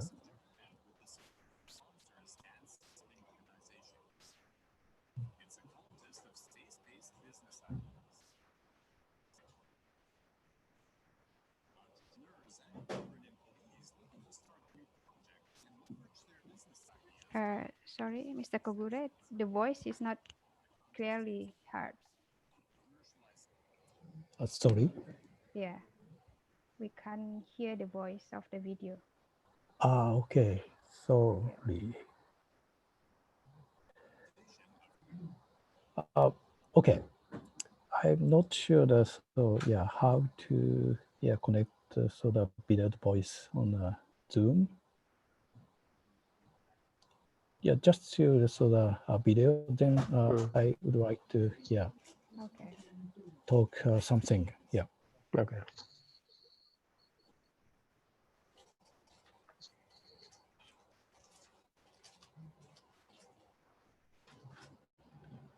Okay. This video shows you our cabinet office activity to encourage entrepreneur provide the idea with using space technologies, including GNSS. So our office provided event, not only Japan, but also Asia.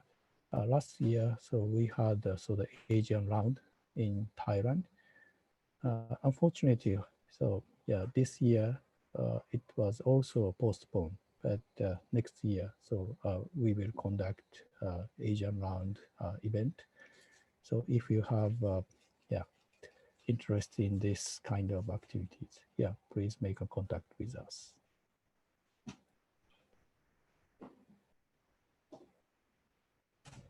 Okay, finally, so I go back to the presentation file, the summarizing.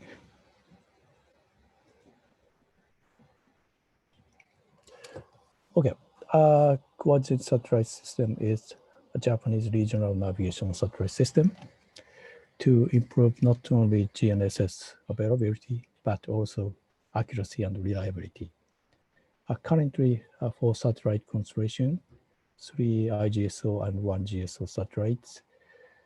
Yeah, November 1st, 2018, Japanese government officially launched QGSS service.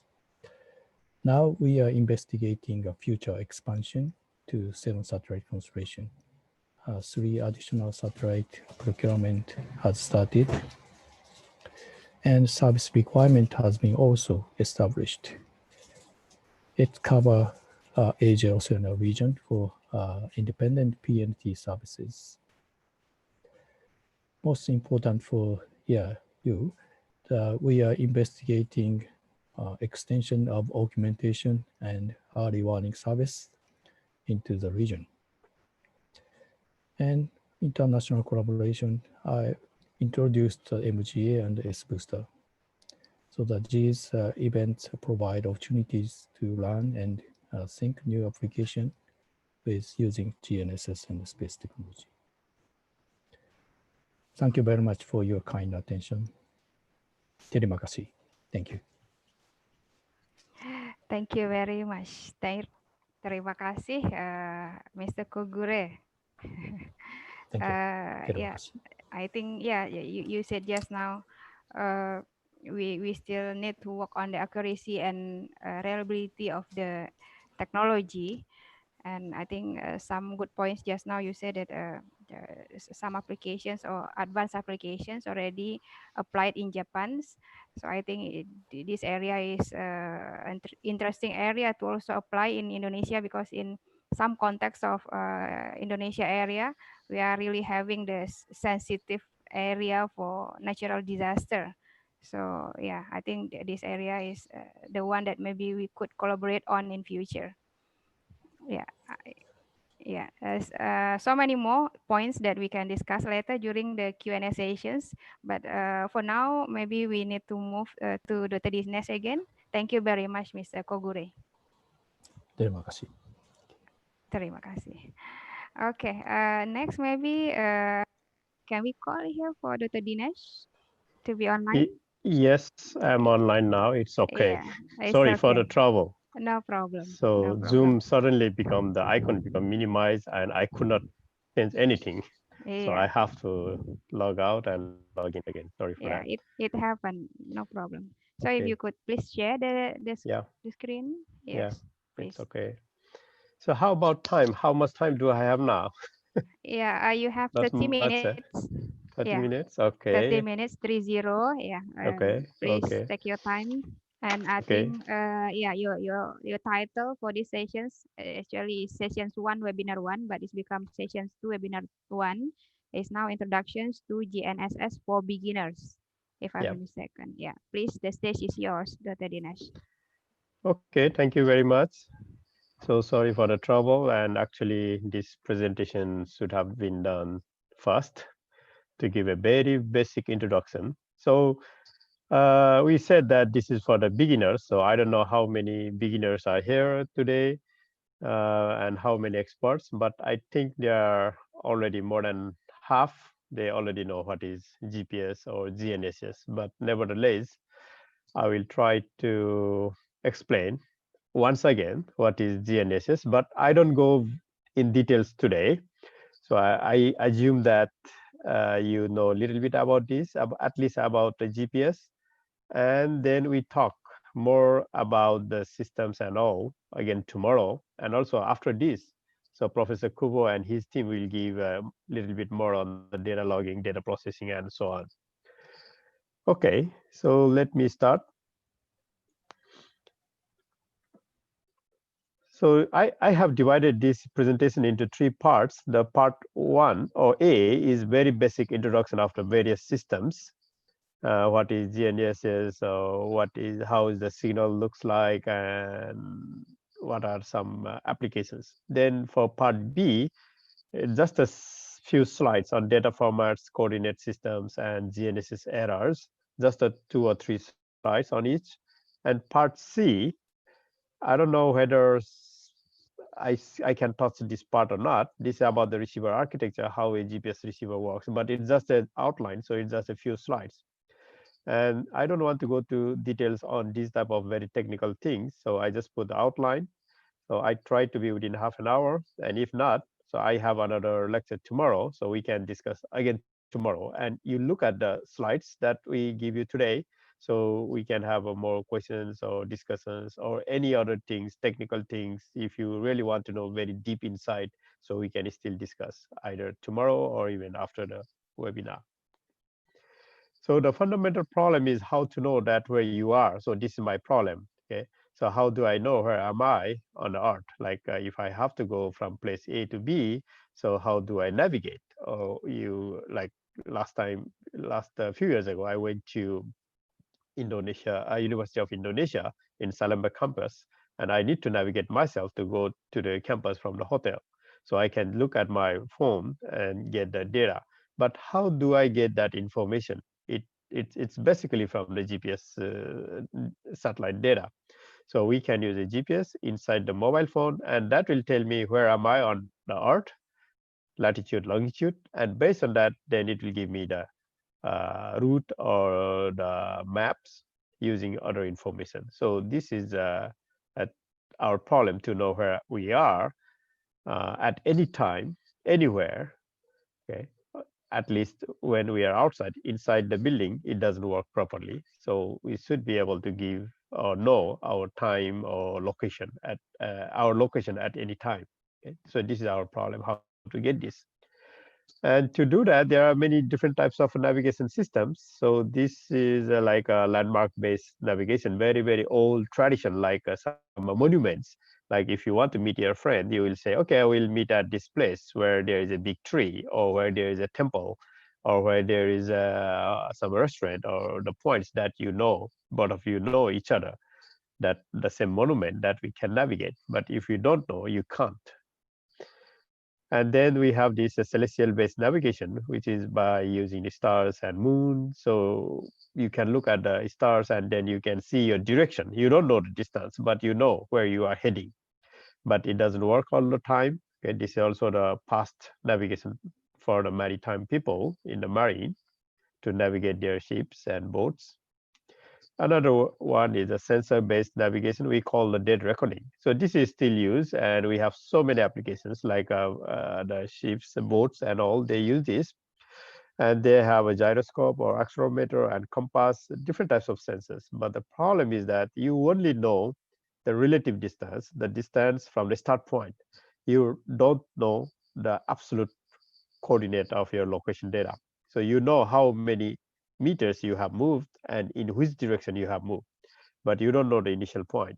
So as long as you can give the initial point, then you can do all the tracking. Okay?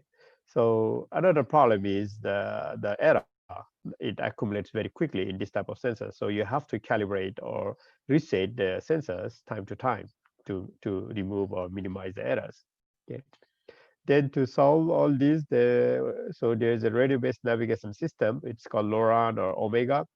It doesn't exist. I think it just exists in a few countries, the LoRaWAN, but it's not so popular today. And the accuracy is not like 10 or 20 meters. I think it's a few hundred meters of accuracy. But it's still, I think some countries, they are still using it, very few countries. But the final solution is the satellite-based navigation systems. So this is what we call GPS, GLONASS, Galileo, and so on. So in the past, we had a transit system, but it doesn't exist anymore. But they use the satellites, and these satellites transmit a special signal that the receiver can receive. And based on that signal, you can do the navigation, or you can compute your location data in 3 dimensions.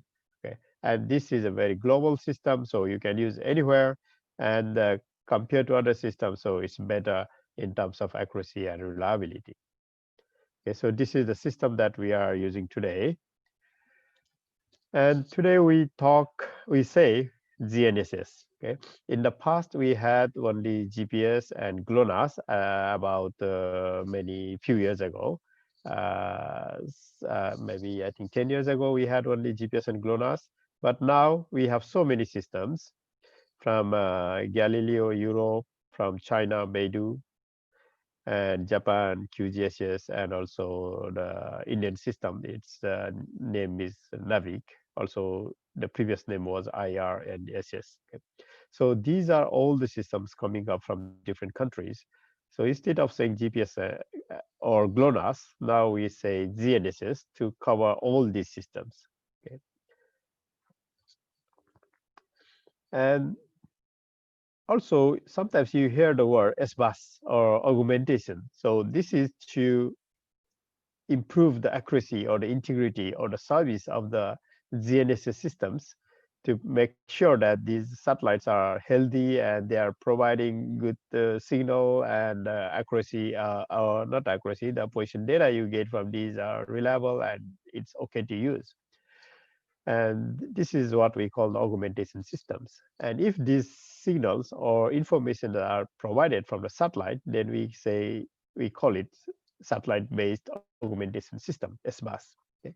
And there are many SBAS providers as well, like a GNSS, USA, they call it WAS, Japan, we have MSAS, EGNOS from Europe, Gagan from India, STCM from Russia. Also, I think there's also the Nigerian system, but I don't think it's working or not.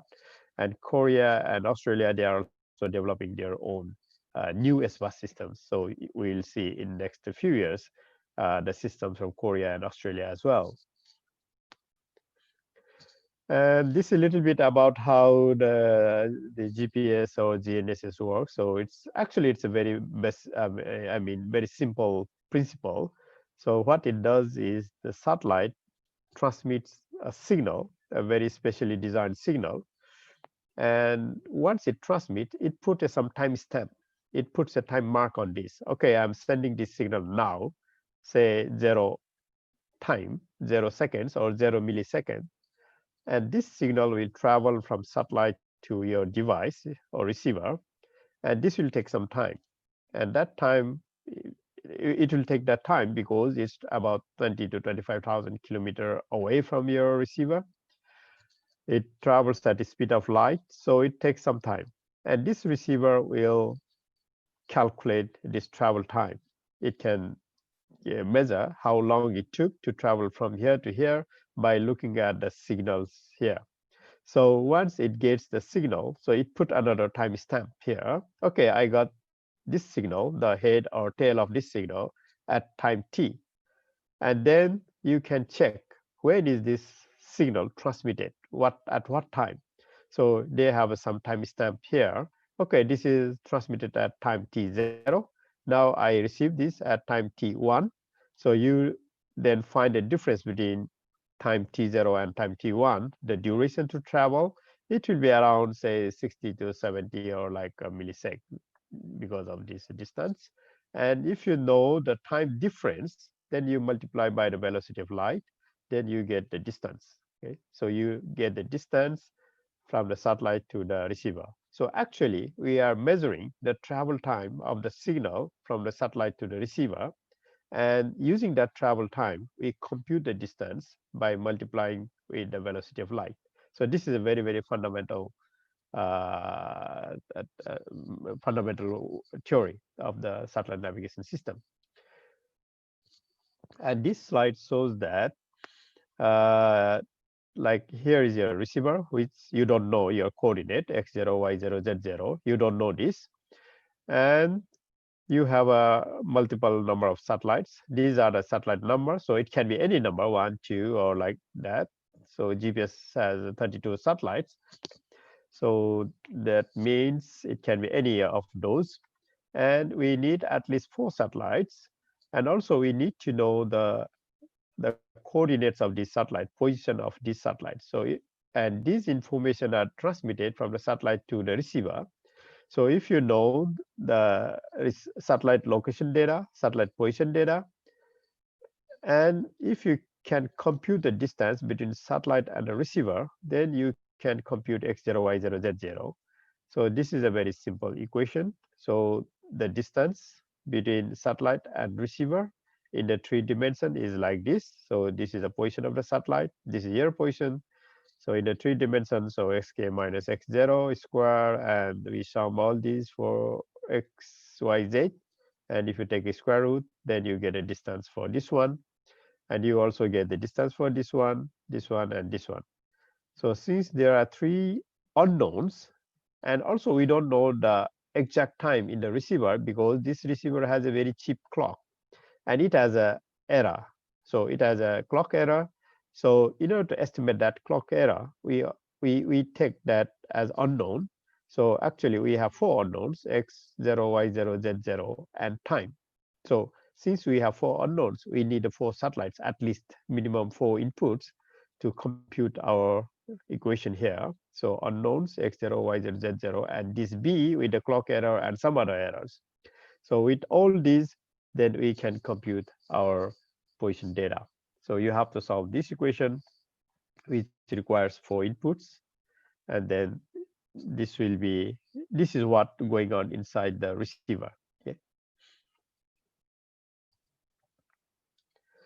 So then we need to look at the signal structure a little bit, because when we do all these positioning and surveying, so you hear many times that RTK or Madoka, PPP, carrier phase, code phase, Doppler, CN0, and so many terminologies.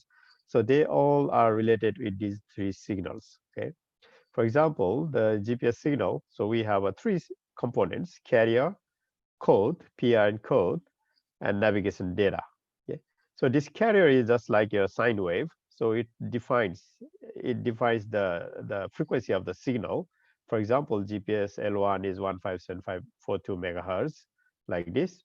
And PIR and code is it's just a sequence of random zeros and ones with defined by some rule.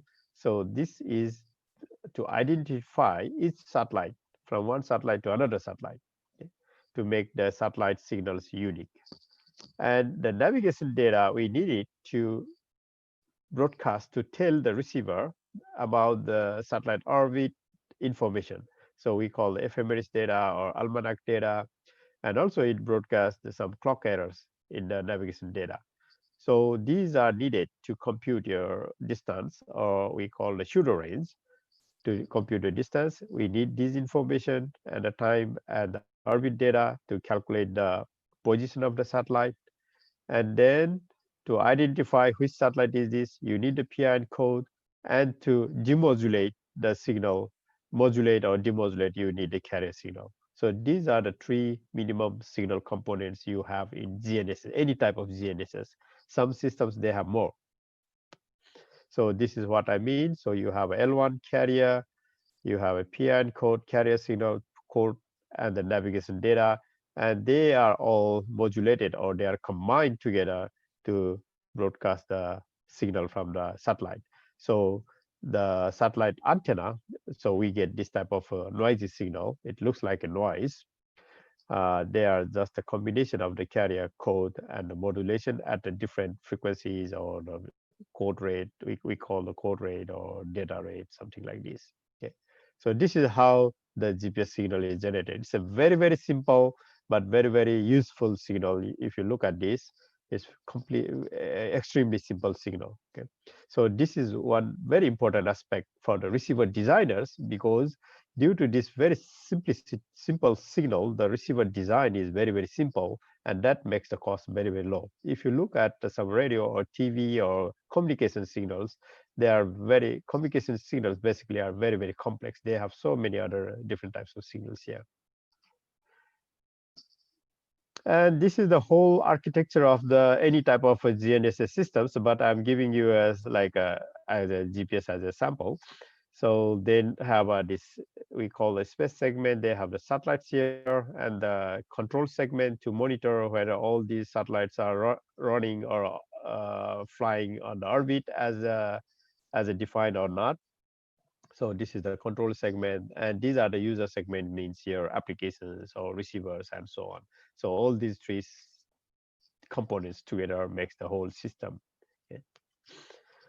Now I will scroll these slides so you can look at these links given here. They have a very, very detailed information, and also I took this information from there. These are not my inputs, because these are very, very official and should be correct information. So I just took a reference from here. It's given here, so please check these links, so you always find the latest information here. Okay, so how many satellite, what type of satellite, when they started, all the history and all you can find here. So please refer these references for more information about the GPS, and also for GLONASS and others. So I just want to show you a little bit more on the GPS signal.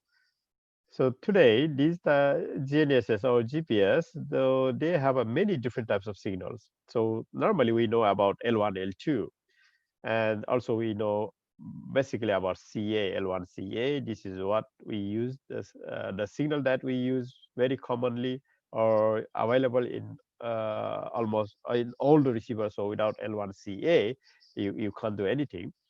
But some of the new signals like L1C, they are newly developed and yet not available in the receivers. Maybe some very special receivers you get it, but normally you don't have this. So it's coming up.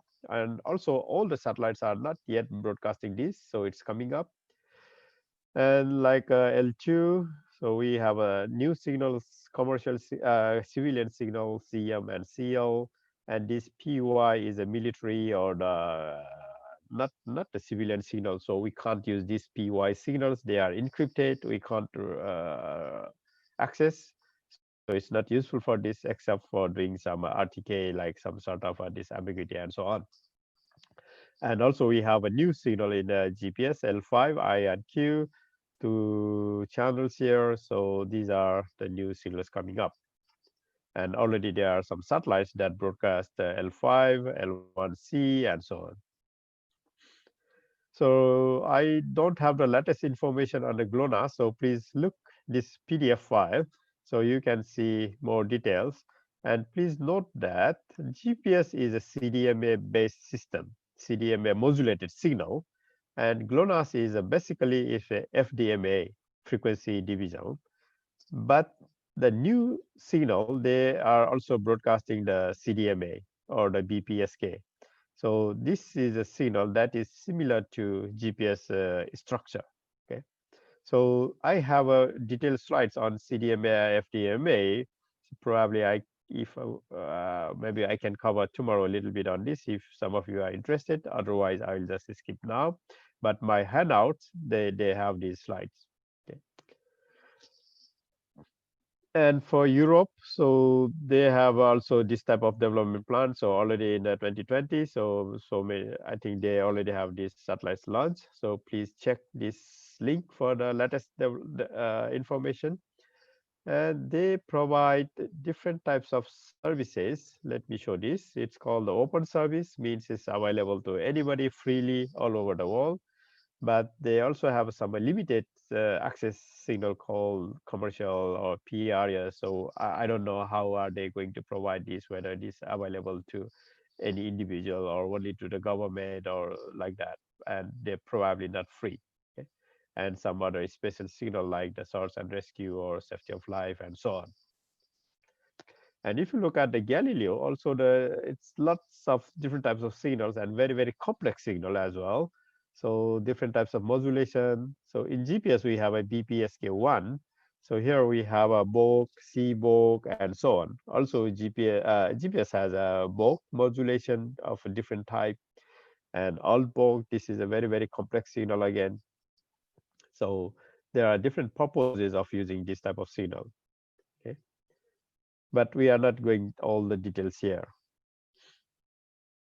So this is just to let you know that new satellites have many new types of signals as well.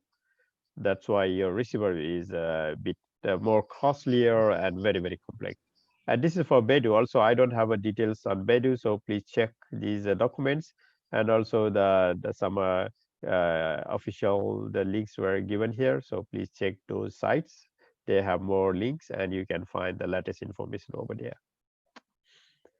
And this is the QGIS. So you see the QGIS orbit is designed in such a way that you will see at least a few satellites above your head. But this is valid basically in Japan or the Australia and this region.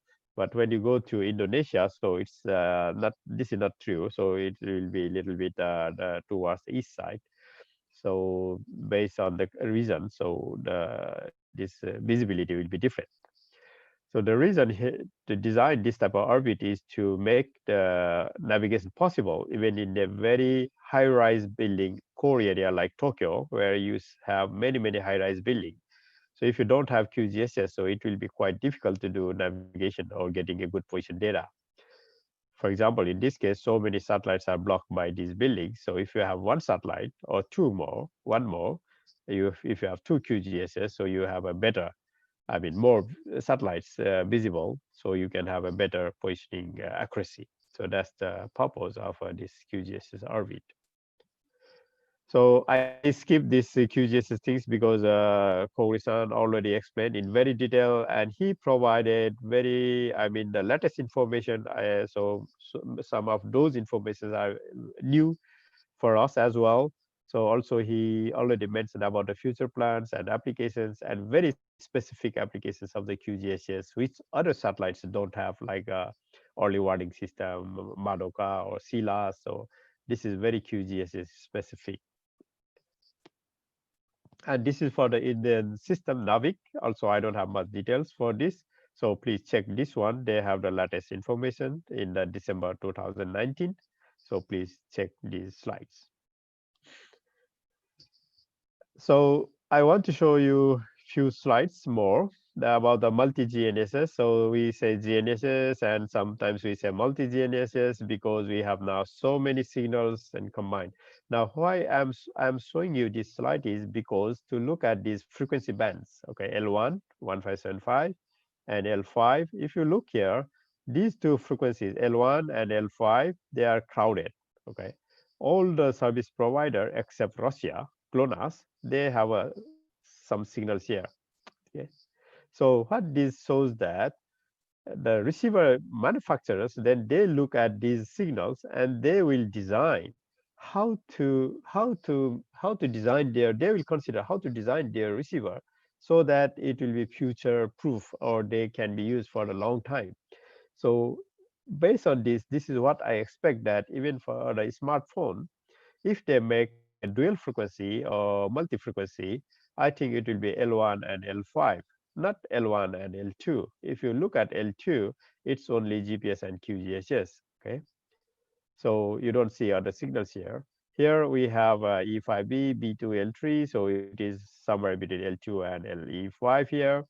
So here, this is a little bit a different frequency as well. So these are the two most common signals. So you can expect in future very low cost dual frequency GNSS receivers coming up in L1 and L5 bands. And this is now already there in the mobile phone. So you already have some of the makers, they already put these L1, L5 chipsets inside the mobile phone for dual frequency. And this is just a sample that we have from the university. So we have stations in Jakarta, Bangkok, Manila, and Malaysia, and also this is in the all right. Okay, and here we have one in Tokyo. So also we have few other stations like Singapore, and we have one in Mozambique, and also we have in Myanmar and Laos and few other countries. But we didn't have internet access to all the countries all the time. So this is what I could access today. And you can see so many satellites here, so many different systems here coming up, okay? It's too crowded. So when you see so many satellites, so what can you do? So that's my question. How can we use this type of satellite data? So, and this is also a map showing, I think this is from the Cabinet Office, I got it. So it means this Asian region is too crowded with these satellites. So that means you have lots of opportunity to develop different types of applications. And these signals are freely available. You don't have to pay, just you need to buy a receiver. Okay? So this means multi-GNS means so you better availability, more robust services, reliable services, high accuracy, even in a bad condition, because now you, instead of seeing 10 or 12, you can see 30 or 40 satellites. Okay, so that gives you more, I mean, reliability or better accuracy. And also the receiver will getting less expensive even for very high-end services. Okay. So these are so many things we can do, and many new scientific applications are coming up. And regarding the GNSS application, so I just put the keywords here, so I don't go, I am not going to details. So just the keywords here, like it covers, I think, almost all the applications, I suppose, like a survey mapping geodesy. Now already this, before we saw from Badan, how the network, their network is very hugely cover. Indonesia is a very, very large country with so many islands, and your land area and water area is very, very big. So you really need a very huge coverage, and also it's a natural disaster prone country with the tsunami, earthquake, and volcanoes, and so on. So I think there's a lot of work already done in Indonesia, but still we see lots of things to be done, and there are also some problems covering the data sharing, remote communication, now sending the data and all. And besides, many new applications are coming up in the transportation, ITS, okay, intelligent transport, auto navigation, or semi-automatic, and so on. For railway, marine, for AIS or BMS, or illegal fishing applications, and so on, that we are now discussing with some authorities in Indonesia. So how to control and manage illegal fishing and so on. And for aviation, SBUS based applications, so Indonesia also, this is, I think, very, very important. You have so many small airports in the remote islands or hill areas. So how can they use SBUS or this GPS GNSS system for better navigation to avoid or minimize the accidents? And the new, this one, drone mapping or delivery of the goods and all, it's very crucial. And for this type of thing, so high accuracy with a very, very low cost system will be very important. And we discuss these low cost systems tomorrow. And some emergency services, or the like e-call or this ERA-GLONASS, so E911, so they all use the GPS data. If there's accident, so the car will automatically call the emergency number, and it will send the car's location data that's coming from the GPS. Okay. So I will just skip this slide. So please look at it. This is just a keyword. So legal, agriculture, and all these things. Okay. So this is what Kowi-san talk about, early warning system of the QGIS DC message. So that's being broadcasted for Japan now. Maybe we can do some sort of a test in Indonesia, how it works, or we can make a demo or some workshop on that. Or also we are doing RPD challenge in Thailand this year. So please attend. You can also join that RPD challenge and see how it works. We are providing some devices and some know-how, and conducting the webinars related with the disaster these applications right from next month. We start from next month, and information is already published. And these are some of the applications that probably you are not aware of. So far, all these are related with the position data, okay? Basically the position data. But these are related with the time data, because GPS doesn't provide only the location data, it provides very, very accurate time. That's a very important application of GPS. And this is also a very, very huge market and huge applications here. So without GPS, your CDMA systems doesn't work in the telecommunication. They need a time synchronization, and that's by using the GPS signal. Okay? So this is a very, very important application. Okay, so that's all. I would like to stop here, and please look at part B and C. So, and these are just the data formats and all. So you just look at it. I think it's a very general information. And we will discuss this maybe later. After this, you will hear some of these things from Professor Kubo, and tomorrow we'll touch a little bit on this. Okay. Okay, thank you very much. That's all from my side. All right. Thank you very And much, Dr. Dinesh. yes, Yeah. and just the last slide. I have one slide here. Okay, please. No, not this one. Where is that slide gone?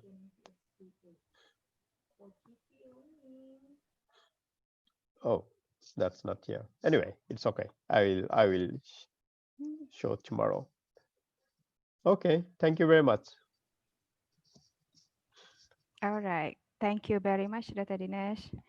I think it's very interesting point, as we all aware that some of us, some of the participants are the beginners to GNSS.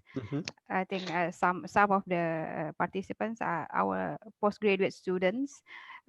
This GNSS topic is a part of their syllabus and discussions in class.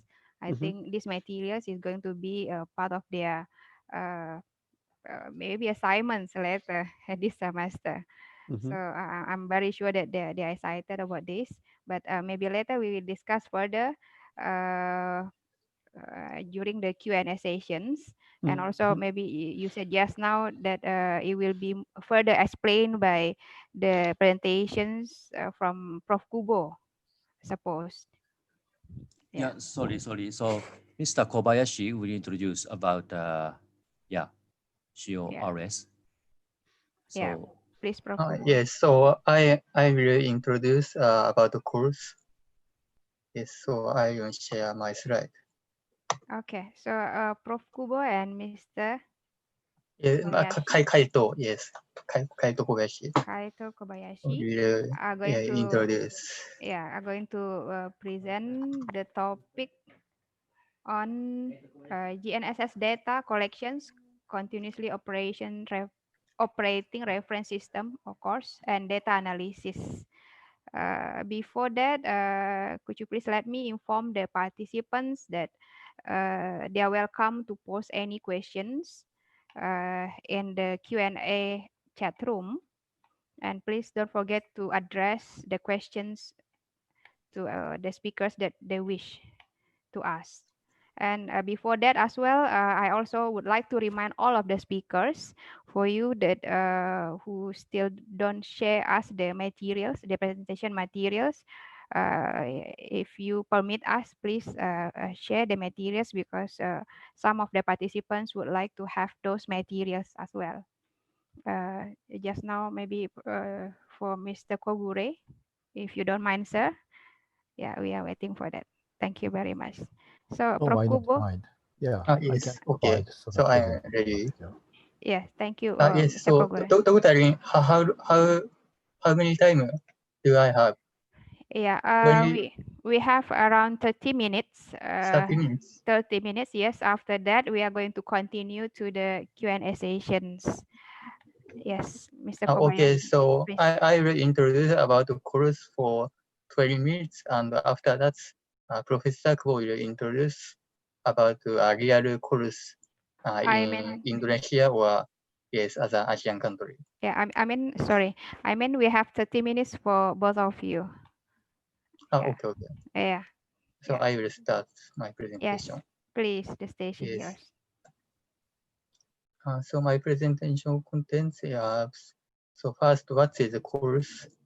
Continuous operating reference station, and next purpose of course, and the example of course, and this is how to build your private course in your laboratory or university. So this course is continuous operating reference station that is consisted by GNSS receiver antenna, and this is a broadcasting server or data server. This server has mainly have a broadcast software and storage, and you can access to the receiver data from the internet on real time and post after the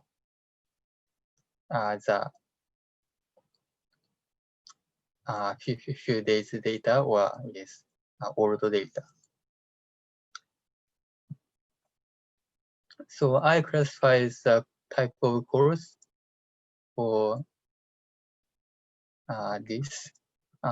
So one is a global level course. This is registered on international organization like IGS or Maritime Differential GPS. So next is national level.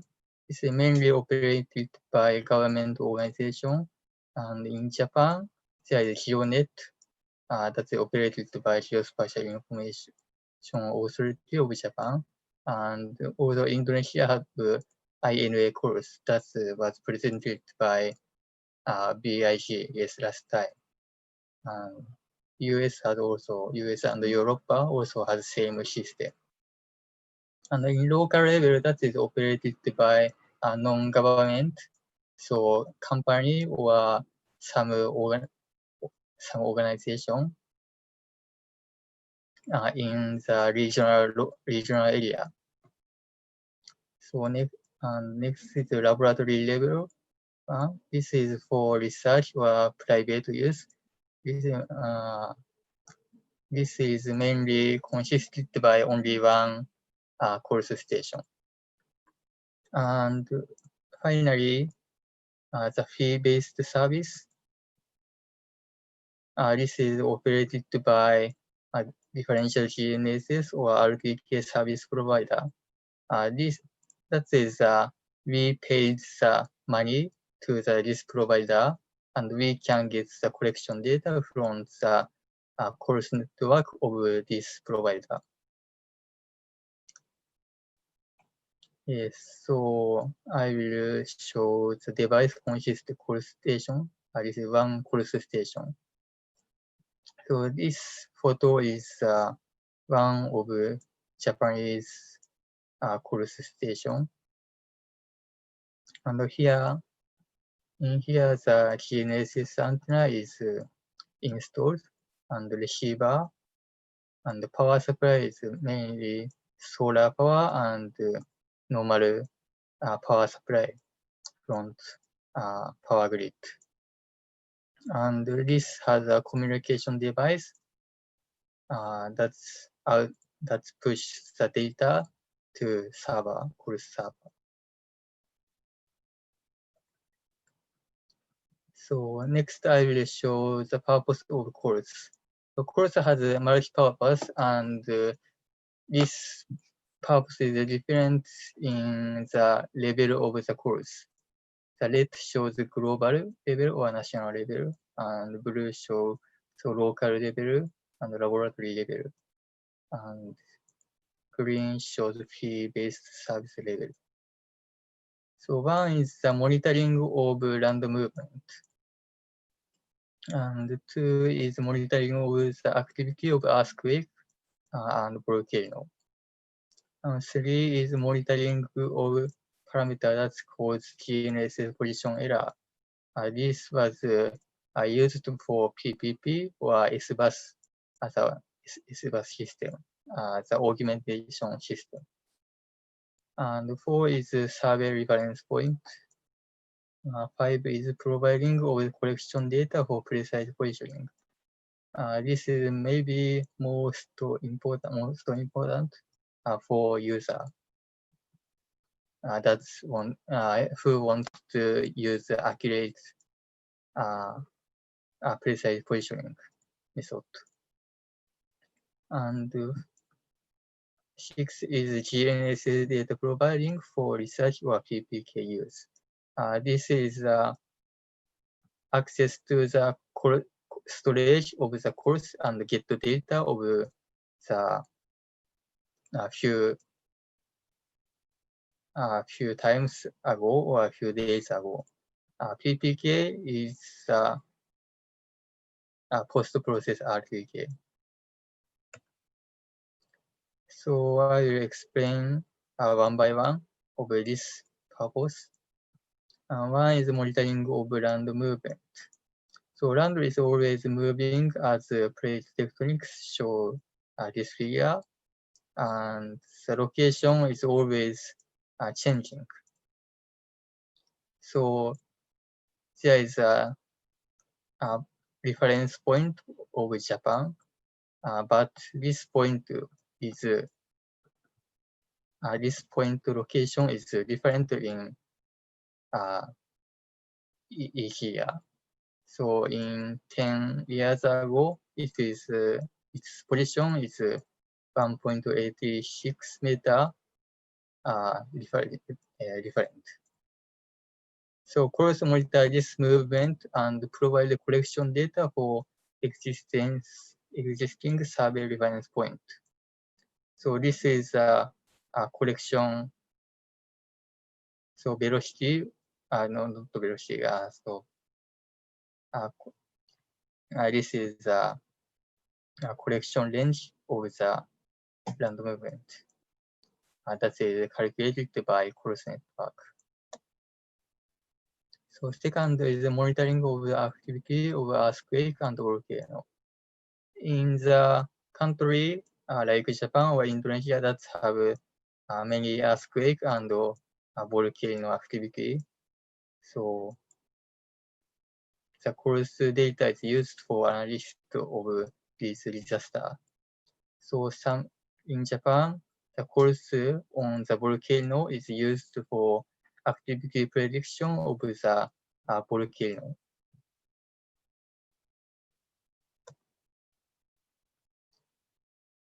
Next, monitoring of parameter that cause GNSS position error. So GNSS measurement,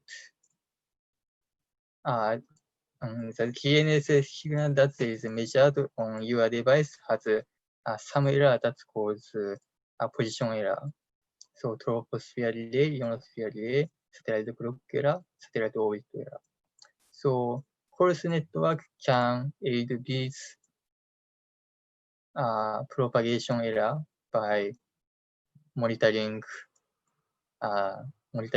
satellite in many different places. And this is the example of CDAS, the augmentation system by QGIS. This system is aiding this error using Japanese course network. This is example of Madoka PPP that is provided by QGIS. And this system creating this collection data using worldwide course network, MGMnet. And also IGS, International GNSS service. This is providing the satellite clock error and orbit error,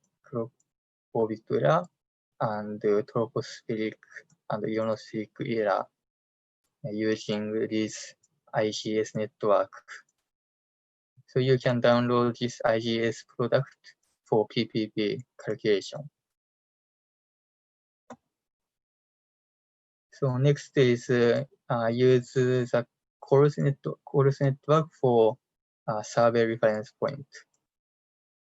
This is enabled to use course station as same as a classic survey reference point. This pink marker shows the course station of Japan, one course station. And the other green or blue mark is a normal survey reference point. This is not GNSS. Yes.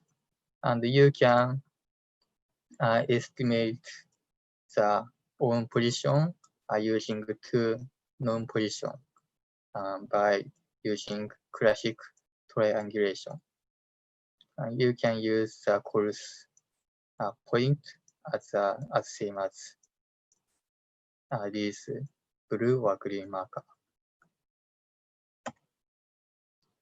Next is providing of collection data for precise positioning, referential GNSS or RTK. So real-time broadcasting data from course station can be used for differential GNSS or RTK. So this figure shows the RTK and observers gets a signal from the same satellite between base station and user. You can calculate the millimeter level baseline from base station.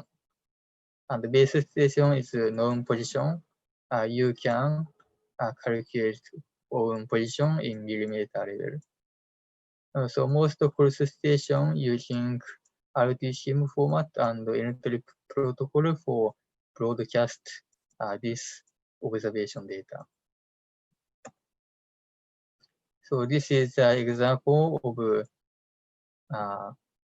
collection data by RTCM3 format. So here you can see the position of the base station, and this is other messages of the measurement data of GPS, GLONASS, Galileo, Beidou, and QGIS. So if you have a cross station at Jakarta, you can use single frequency RPK in 30 kilometer range and dual frequency RPK in 60 kilometer range. And you can use differential GNSS in 100 kilometer range from the cross station. So next is GNSS data profiling for research or PPK use. You can access to the data storage of the course network, and this is an example of Japanese GeoNet. You can choose the station and select the date or time, but when you want the data. And you can download the data by Linux format. And this is IGS FTP server, and it is similar as Japanese GeoNet. You can choose the Linux data of any base station that is registered on IGS.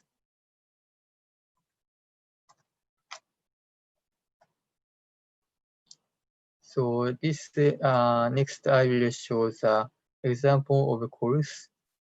First, this is IGS MGX network. This MGX is a project in IGS, and this support multi-GNSS, not only GPS, GPS, GLONASS, Galileo, Beidou, QGIS.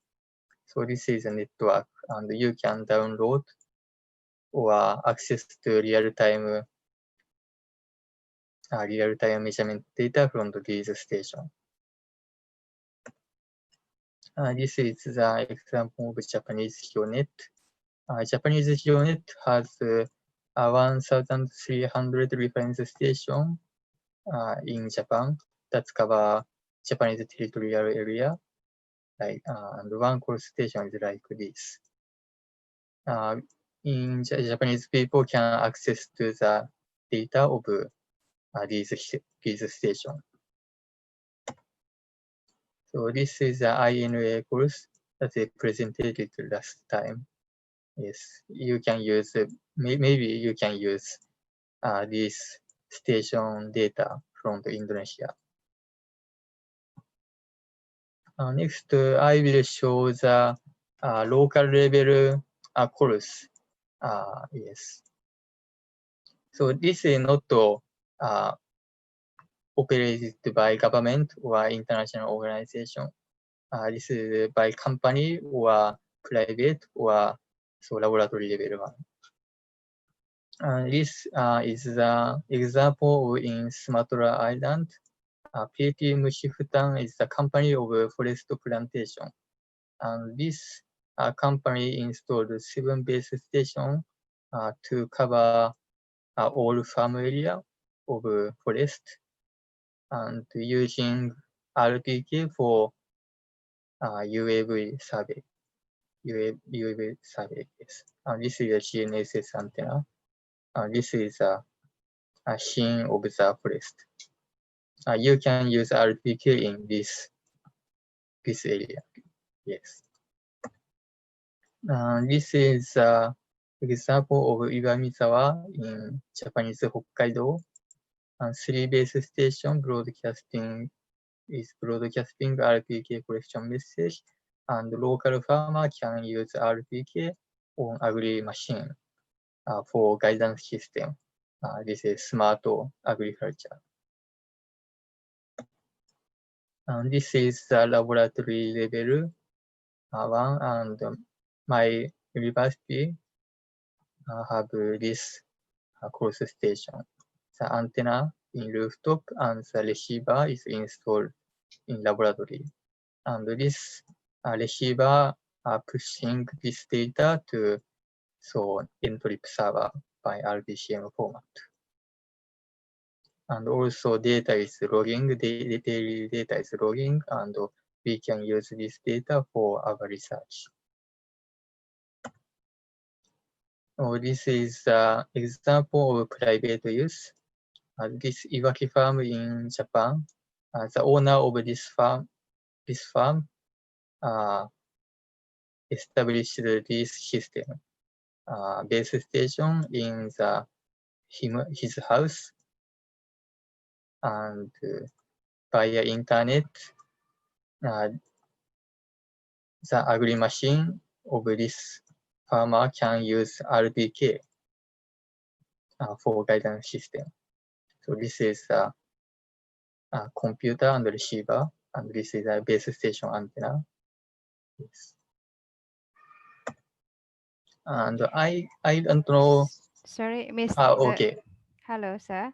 Yeah. Yes. Could you please make it faster, because we need to move to Prof. Kubo, because we don't have more time. We need to move to Q&A. Yes. Actually, I don't need. I don't need. Okay. You don't Yes. have So any. Maybe few minutes. Okay. I will end. Oh, okay. You don't have any materials to share? Yes, I don't have any. Oh, I see. Okay. Then you can proceed then. Thank you. Okay. Yes. So I don't know. Can I say this is a course? This is a temporary base station that is consisted by GNSS antenna and receiver and Raspberry Pi. And this is known position and uploading receiver data to encrypt server internet.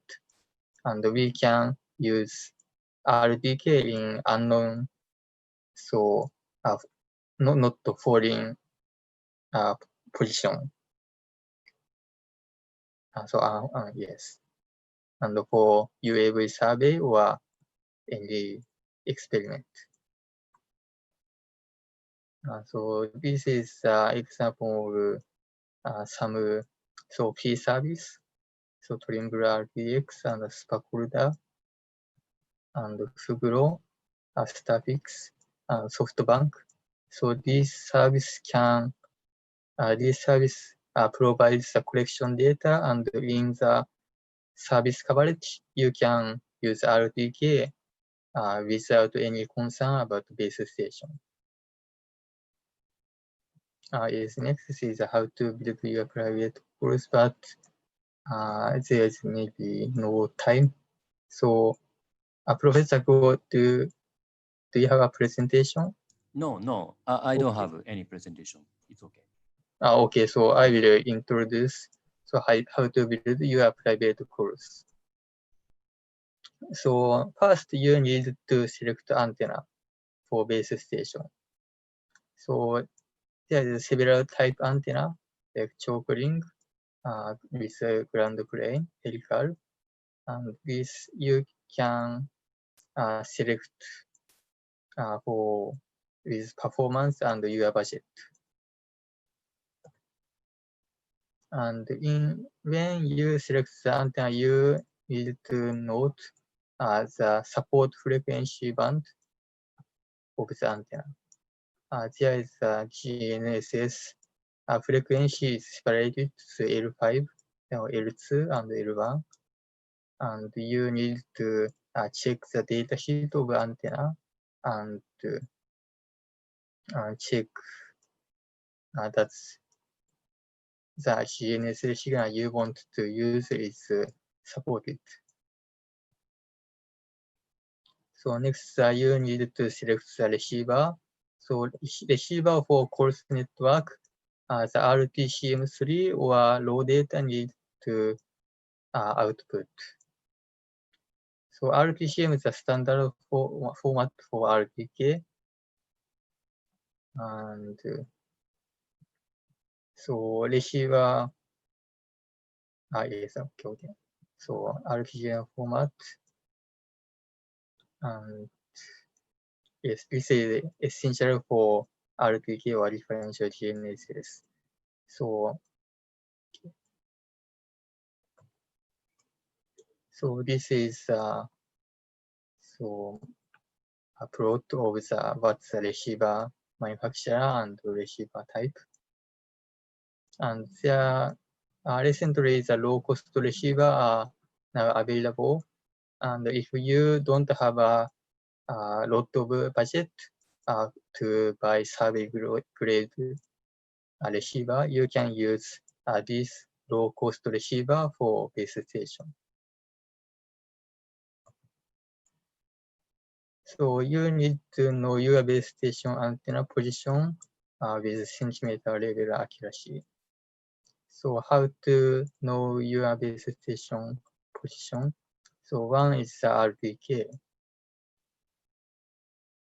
So you set antenna and receiver and from the nearest course station of IGS or national course, you can calculate RPK position of this antenna and set the receiver position.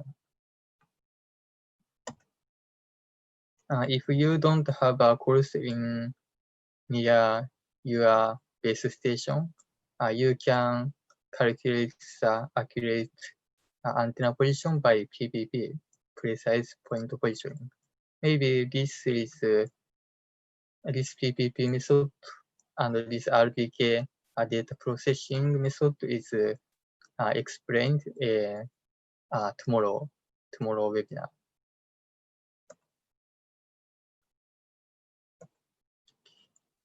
Next, you need to establish the server, encrypt server to push the base station data. So RPK2Go is a free encrypt server and good choice for research use, research or private use mount point. So, and other service choice is build your own network server that run encrypt software on it or BKG encrypt service. Mr. Kobayashi, Okay, sorry. I will. Yeah, you have 1 minute.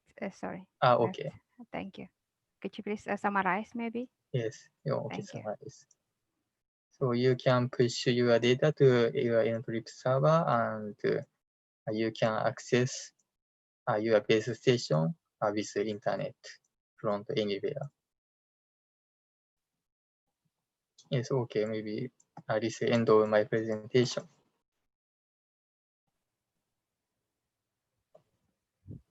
All right. So, yes. Yes, thank you very much, Mr. Kobayashi. Prof. Kubo, do you want to share anything else additional to that? Yeah, no, it's okay. Okay. Yeah, because it's, it's time.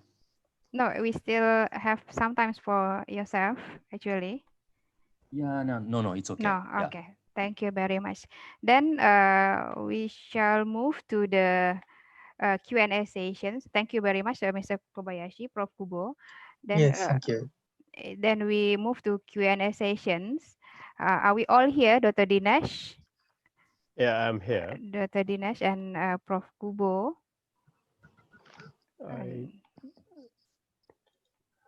And Mr. Kogure.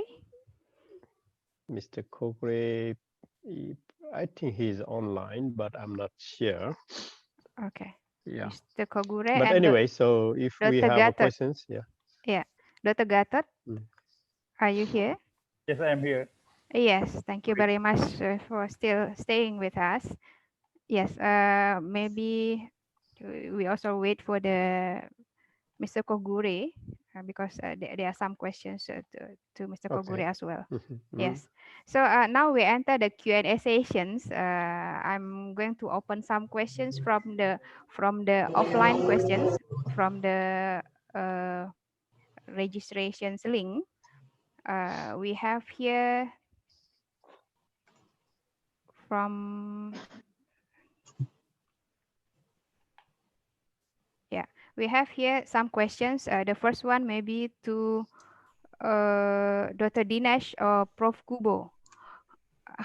Yeah, the first one we have from Mr. Ari Cahyono. He's the lecturer from University of Gajah Mada University. Oh. The question is there any recommendations for homemade or maybe handmade GNSS that are affordable for students? Oh, something yes. like that. Yeah, please, Dr. Dinesh Of and course. Prof. Kubo. Yeah, that's the whole topic we have tomorrow. Oh, I see. Yeah, the Yeah. whole, not that, yeah, almost handmade. I mean, we just buy the module and we provided the software. We have already different types of software for RTK and Madoka. So Madoka we have not yet distributed. So that's what I'm going to provide information tomorrow. And let me show you this slide, one slide that I could not show you before. Okay, please. So if you go to this link, this LC low cost high accuracy receiver, LCHA. So this is for the low cost. Please click here and you see all the information for low cost. Okay. And this can be used for RTK in the Android device. You need to connect your uBlocks to your Android. Now, I think not only uBlocks, also we can add the connect Septentrio or other high-end as well if you already have. If you don't, so it works with the uBlocks very cheap, M8T, M8P, F9P, different types of receivers. So this software is already, we are distributing for the last couple of years. And Mudroid is already ready. So I'm getting the permission from the university for distributing both the hardware and software. So we also provide few hardware to some of the universities that we have agreement. And if Gajah Mada, they agree to have this joint research, we can do that. And also, I would like to let you know that in Gajah Mada, we also have one of our stations as well in Gajah Mada, the Trimble Net R9. So you have a very high-end station, and you can have some of these low receivers. So please check the system. Yes, we have that. And we will tell you how to use this tomorrow in detail. So please attend tomorrow. Yeah, thank you Thanks. very much, Dr. Dinesh. Yeah, please hope that answers the questions from Mr. Ari Cahyono. And please attend tomorrow's webinar on webinar 3. And thank you very much. And next questions maybe from Miss Triastama Wira Atmaja. She's also the lecturer from UMM Malang, Indonesia. Maybe this one is for Prof. Kubo. Prof. Kubo, are you with us? Yeah. Yes, thank you. So the question is, I've been wondering whether is it possible to utilize GNSS in assisting anthropological-based research? Anthropological-based research. Yeah, if so. Anthropological.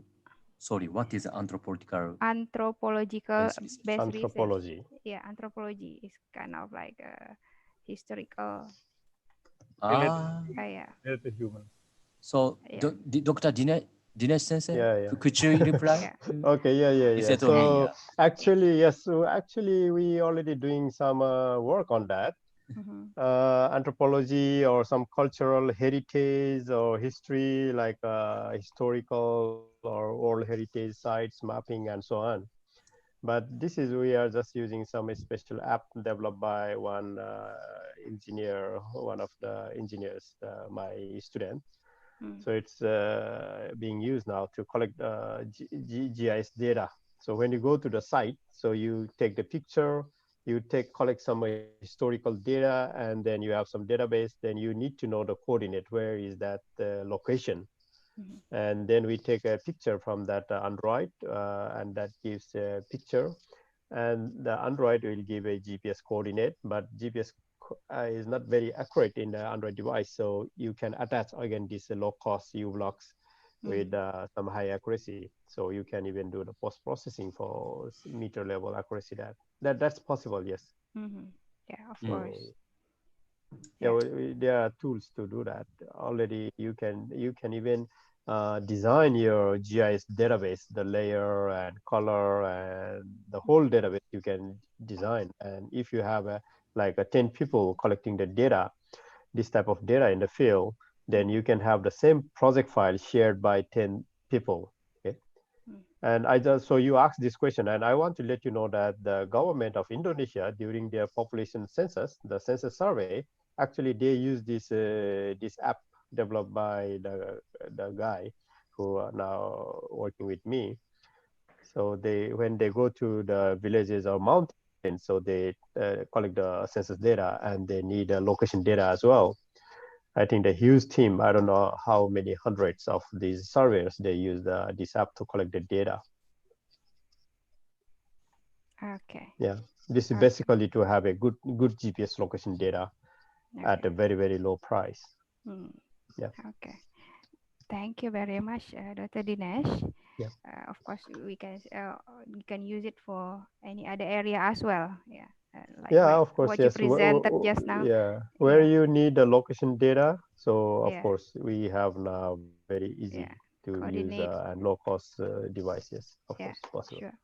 sure. Thank you very much, Dr. Dinesh. The next question, maybe we move to Dr. Gatot. Dr. Gatot? Yes. Yeah. Yeah, we have one question for you. This question is from Ilham Marasabesi. He's the lecturer from University of Muhammadiyah Sorong. Jauh nih Pak ya. So the question is whether the spatial data related to coastal and marine resources in shallow waters can be accessed in the one map policy. If not, why is the availability of the spatial data relatively insufficient? Thank you. Okay, thanks. Yeah. Actually, he has two questions. The first is regarding data in the coastal areas, in the shallow water coastal areas. Actually, we provide actually the data in the bathymetry data bathymetry in BIG. Itu Pak alamatnya di address batnas.big.co.id batnas.big.co.id Pak ya. Coba ke situ. We have a collaboration between institutions, from Diskusi Hidrosal, and then from Ministry of Marine, and also from ministerial. And then we collect the data together, the data for bathymetry, and we share it to the public. And also we have the models of the bathymetry also in the demnas.big.co.id also. So regarding this data, we have the data for the data bathymetry based on the measurement. Based on measurement, it's not covered yet throughout Indonesia. If you ask the second question, that why the data not available in all area of Indonesians, because the price of getting data or data acquisition is very high. So in that case, we in BIT or other institutions are limited in terms of the data that we can provide to the public. But if you need a certain area that the data that's not based on the models, we have it on the demnas.big.co.id. So please, go to this website, and if you have any problems, you can contact me by email. Thanks. Yeah. Thank you very much, Dr. Gatot. Of course, we are going to go to the website for the further details and more maybe opportunities for collaborations in future to work with big. Okay, thank you very much. Maybe the next question, this one is to the CSDA. Yeah, maybe I will answer these questions. This one is from Danishwara Wiradharma from Big Indonesia. The question is, in Indonesia, bagaimana positioning CSDA terhadap jaringan informasi geospasial nasional? Okay, she's asking how is the position of the CSDA to some of the institutions or geospatial institutions in the national level. So yeah, thank you very much for the questions. We are just launching the center of course, from this point forward, we are expecting more collaborations, and we are just starting, from the research and academic based activities to the wider activities, including collaborations and working with the government institutions and also private sectors. So yeah, we are just starting and moving forward towards that. Thank you for Danishwara. The next one, maybe we move to Mr. Kogure. Mr. Kogure, are you here with us?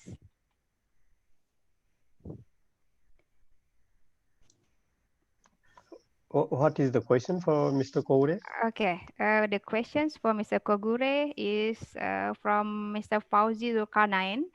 He is the government servant and academics. The question is how to build best standard of GNSS and how we could do research modifying functions of CSDA of GNSS based on the country needs or government needs, because each countries could be remotely different function of GNSS. That's the questions. Maybe Sorry, how do we base? yeah. Can you repeat the first sentence? I could not get it. Okay. Let me check it again. How we can do research or modifying function of GNSS based on country needs or government needs.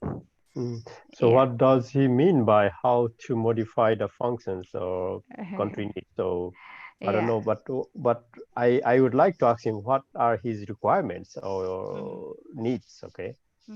Because GNSS is a global standard, the signal. We can't change anything on that. I mean, in the signal or functions, but in the application or services, we can do whatever we like it. But what are your requirements then? Yeah. Maybe this one, of course, it will limit to some restriction for the certain governments, because yeah, certain data can be freely accessed, yeah, to the governments or some maybe private needs as well. Yeah. Yeah, that I think Indonesia, you have I think the country has its own special some regulations related with the special data. So probably like whether you can share the data or not, whether you can provide the best decision data to other country researchers or not, like whether we can give a service from DIG, like if I want to do something in Indonesia, whether I can get it or not. These are some regulatory issues, but related with the functions. So I think this has to be defined by, I think, every country. It's I think every country specific. Yeah. So, but yeah, it's possible to collaborate government to government, right? Of course, that's possible. That's what Kouri-san mentioned. Yeah. Yes. Sure. So G to G, yes, I think yes, you have to talk with him. But yes, definitely it's possible, I think. So that's one of the reasons that so this is one of the reasons to have this type of academic relation, so we can work together and find out the problems and the approaches. So if you need the collaboration at the G to G, then you have to talk with the government. But at the academic level, maybe we can solve many academic level problems. But at the higher level, then yes, I think that's possible. But yes, you should get an official answer from the government. Yeah, of course. Yeah. Thank you very So much. I will let Mr. Kouri about this question. Yes. Yeah, sure. Thank you very much, Dr. Dinesh. And we move to the next questions. Maybe this one is to yourself, Dr. Dinesh. We have one questions from Dr. Olutobi. He is our partner from Malaysia, Linton College University. The questions is, what is the range of the low-cost receiver? So I think he's talking about the price.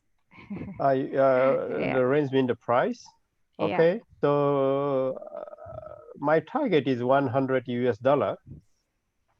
That's my target. Okay, personal target. But at the moment, it's not possible because at the moment, I think if you spend about $200, you can have one rover unit, not for the base station. That will be about $600, around 6 to 7, or within around $1,000. Okay, $1,000.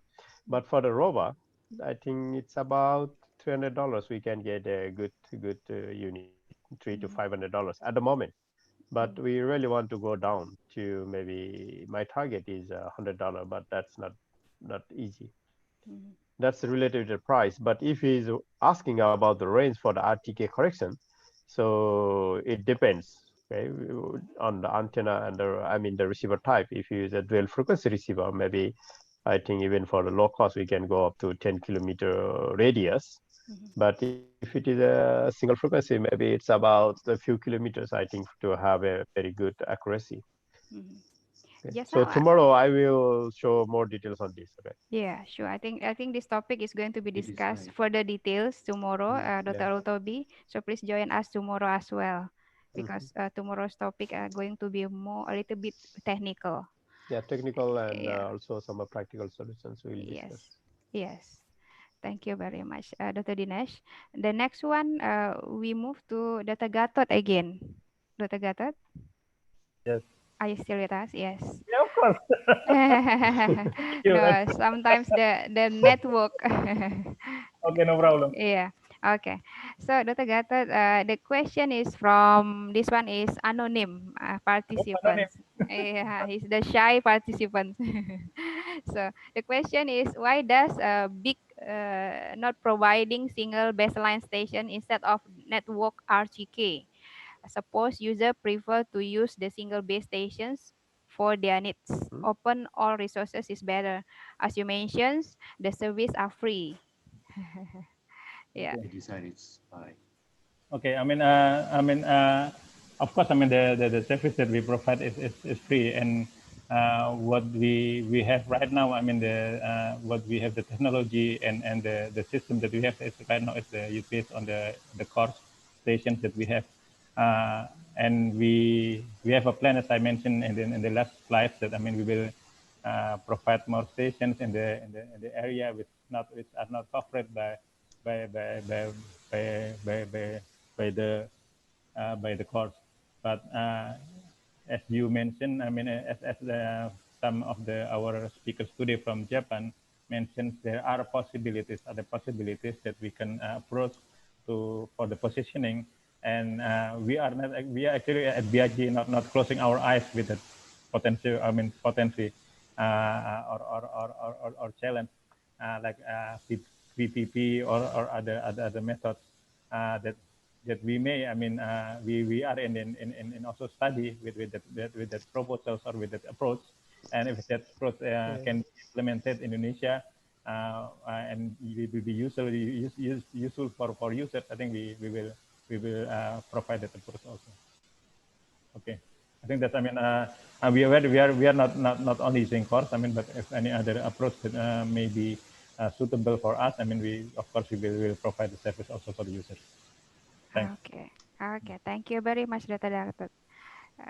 The next one, maybe we move to the next question. I think let me see the online questions we have here.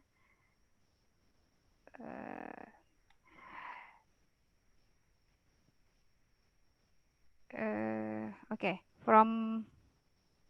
to Mr. Wait for a while. Yeah, the first question.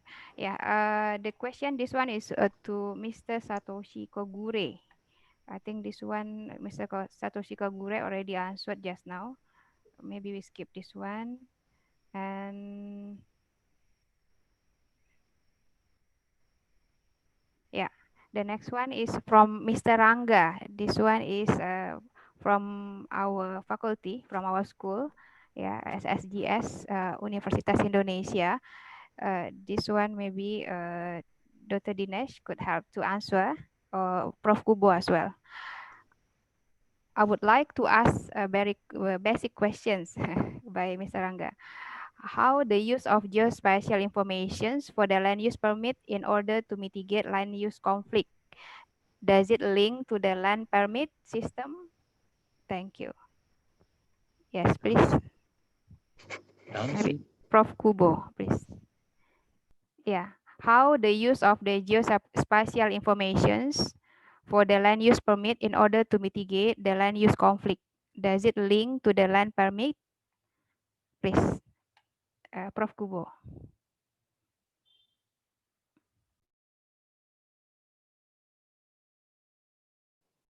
I think this question is Indonesian, so yes, we cannot GIS answer. system.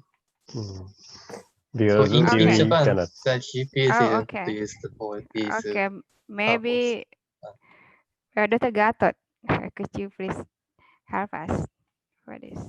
What's that? I'm sorry. Yeah, how the geospatial informations link to the land use permit or the land use conflict.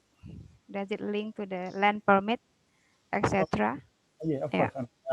Actually, we have the programs with BPN, National Land Agency, uh, on doing the mappings of the cadastre mapping, so that we provide the GNSS of the course, and that course, I mean, some of the users who are using our course are actually from BPN, from the Land Agency Indonesia.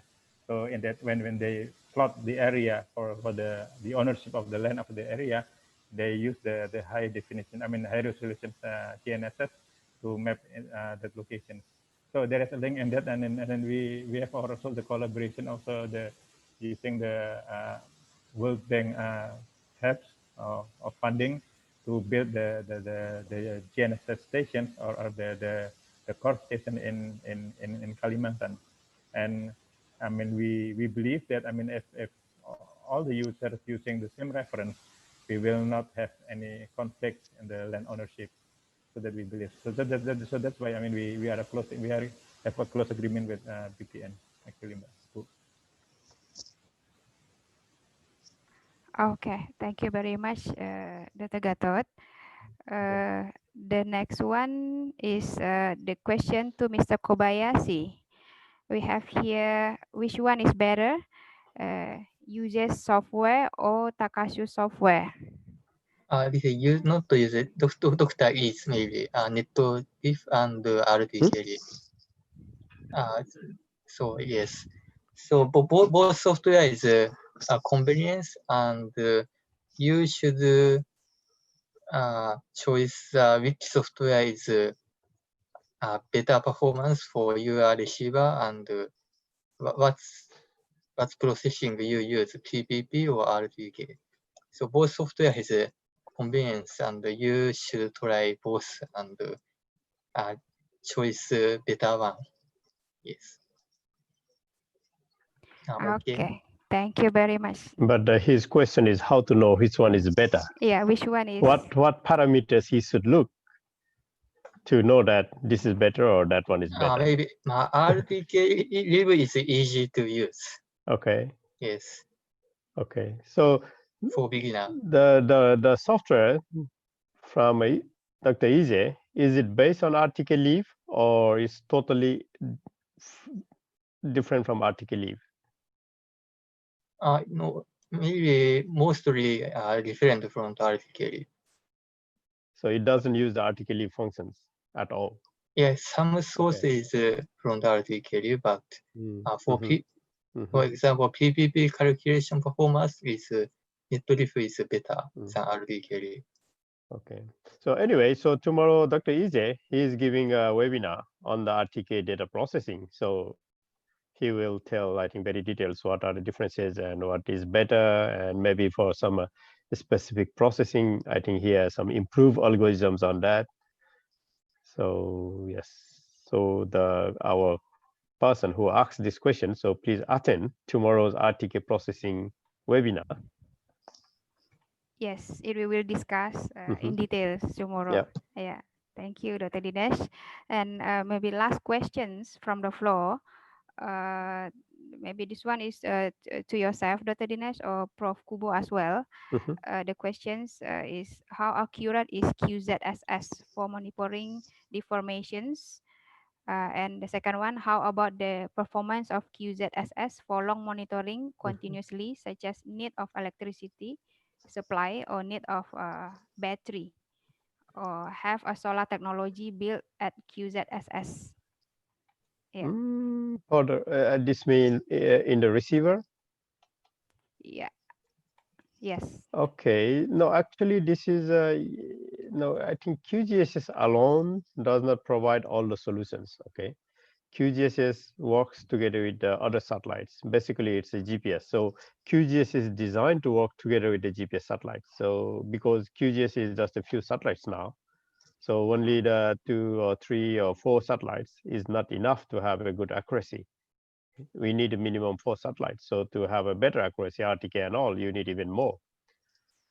So it works together with the GPS satellite. So that means the receiver you buy today, you can't buy just a QGIS receiver. It includes so many other things. Okay? So in general, so you have to look at the receiver specifications about the power consumption and all. And it depends where you want to use, how you want to use, what type of applications and all. So unfortunately, I didn't prepare this type of this little bit of management level of receiver selection criteria, how to make a decision depending upon your use in this webinar. But I had some slides from the last year training in Thailand 2 years ago. We had this type of like a policy making or management level of training to make a decision on the receiver selection criteria, the cost and the accuracy and the power supply and the interface and the data management, like for if you are going for a course. So I don't think you will be negotiating in the power and all because you need the very high accuracy possible output. So the cost is very, very high. But if you have some agriculture application, like you want to do the farming in the sugarcane farming management, then you probably need a very low cost, but still quite good receiver and with a very low power receiver unit. Then maybe some chip makers, they claim that the power it consumes is very, very low. So we can look at the specification on the total power consumption. And also some chip makers, the modules, they are very smart to go to the sleep mode when you are not monitoring the data or requesting the data, and they wake up quickly to get again the position data. So this type of power management, some chip makers, they have it inside. So we can discuss this type of things maybe in the future webinar, more on this type of management and this how to say the receiver selection criteria in terms of cost, quality, power consumption, and also like you want to have a not only the power but also the how to say the protection from the dust or water and so on.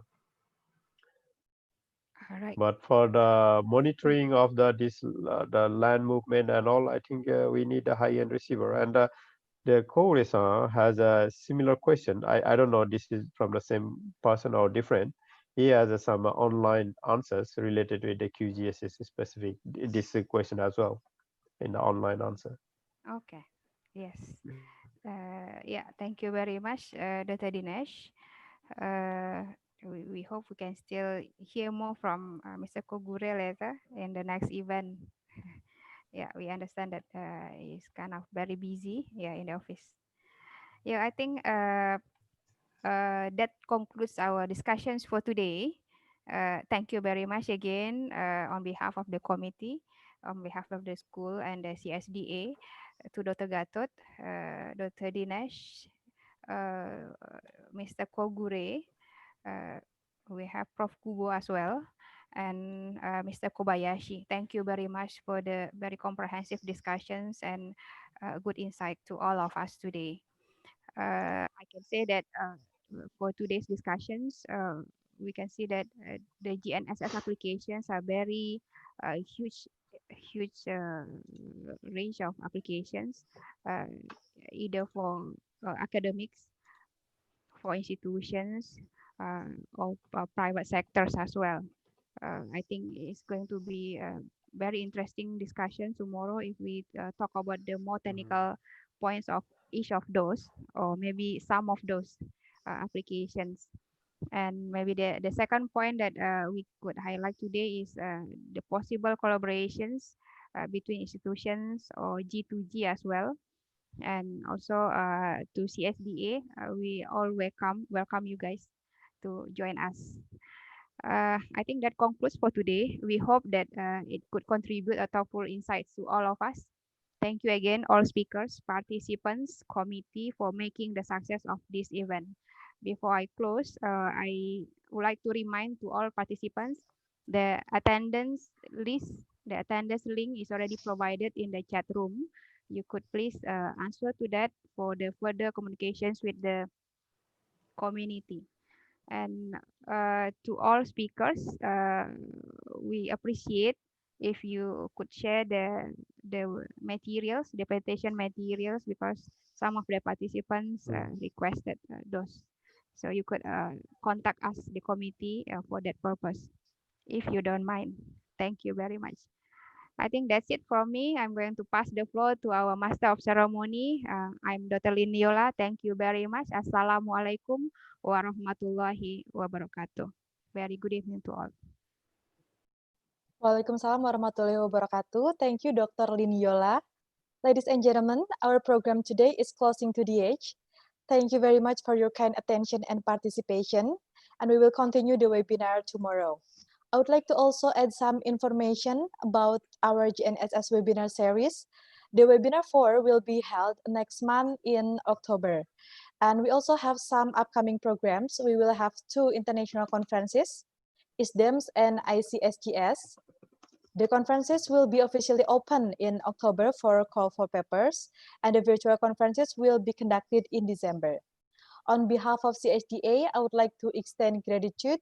Thank you for your kind attention and participation. We hope that you can take home the good insight and contribution from this event. Before closing the event, there is request from the committee that we will take picture together. So to all speakers, invited guests, and participants, please turn on the camera. And also we have tomorrow. Yes. So we still have one webinar tomorrow. Yes. At the same time. Yes, webinar 3 is tomorrow. Yeah, 3 and 4. Is it only? It's called 3 or? Okay. Public lecture 2 and webinar 3. Yeah. Yes. Everyone ready? Committee ready? 1, 2, 3. Cheese. Okay. Already? Okay. Thank you. Thanks a lot. So very good evening. Wassalamualaikum warahmatullahi wabarakatuh. Stay healthy and see you tomorrow. Yeah, thank you very much. Thank you very much. Yeah, thank you. Thank you. Thank you very much. Thank you. So see you tomorrow. See you tomorrow. Tomorrow. So some participants, they are asking how to get the handout. Yeah, the so materials. Please provide my handout, because I could not do all the things because of time. And some of those things like a data format and the accuracy, I mean the errors and the coordinate system. So there will be some background for tomorrow. So please provide the handouts. Yes, of course. So that we can skip those time discussing tomorrow. And if any of the participants, they have any questions, so please be free to send. I think you have some portal to send the questions. Yes, we have the list. Yeah, and then we can have a more technical. So you can ask any type of questions, including technical, non-technical, or policy, or whatever. So we tried to answer. And please make a list of these questions if you have. I suppose that you already have a list of these questions, so we can follow up for future. Sure. Thank you very much, Dr. Dinesh. Thank you very much, Dr. Gatot, Mr. Kobayashi, of course, Mr. Kogure, Prof. Kubo. Thank you very much. See you tomorrow. Yes, thank you very much. Yes. Yeah, very much. See you tomorrow. Yeah, thank you. Yeah, thank you. Bye-bye.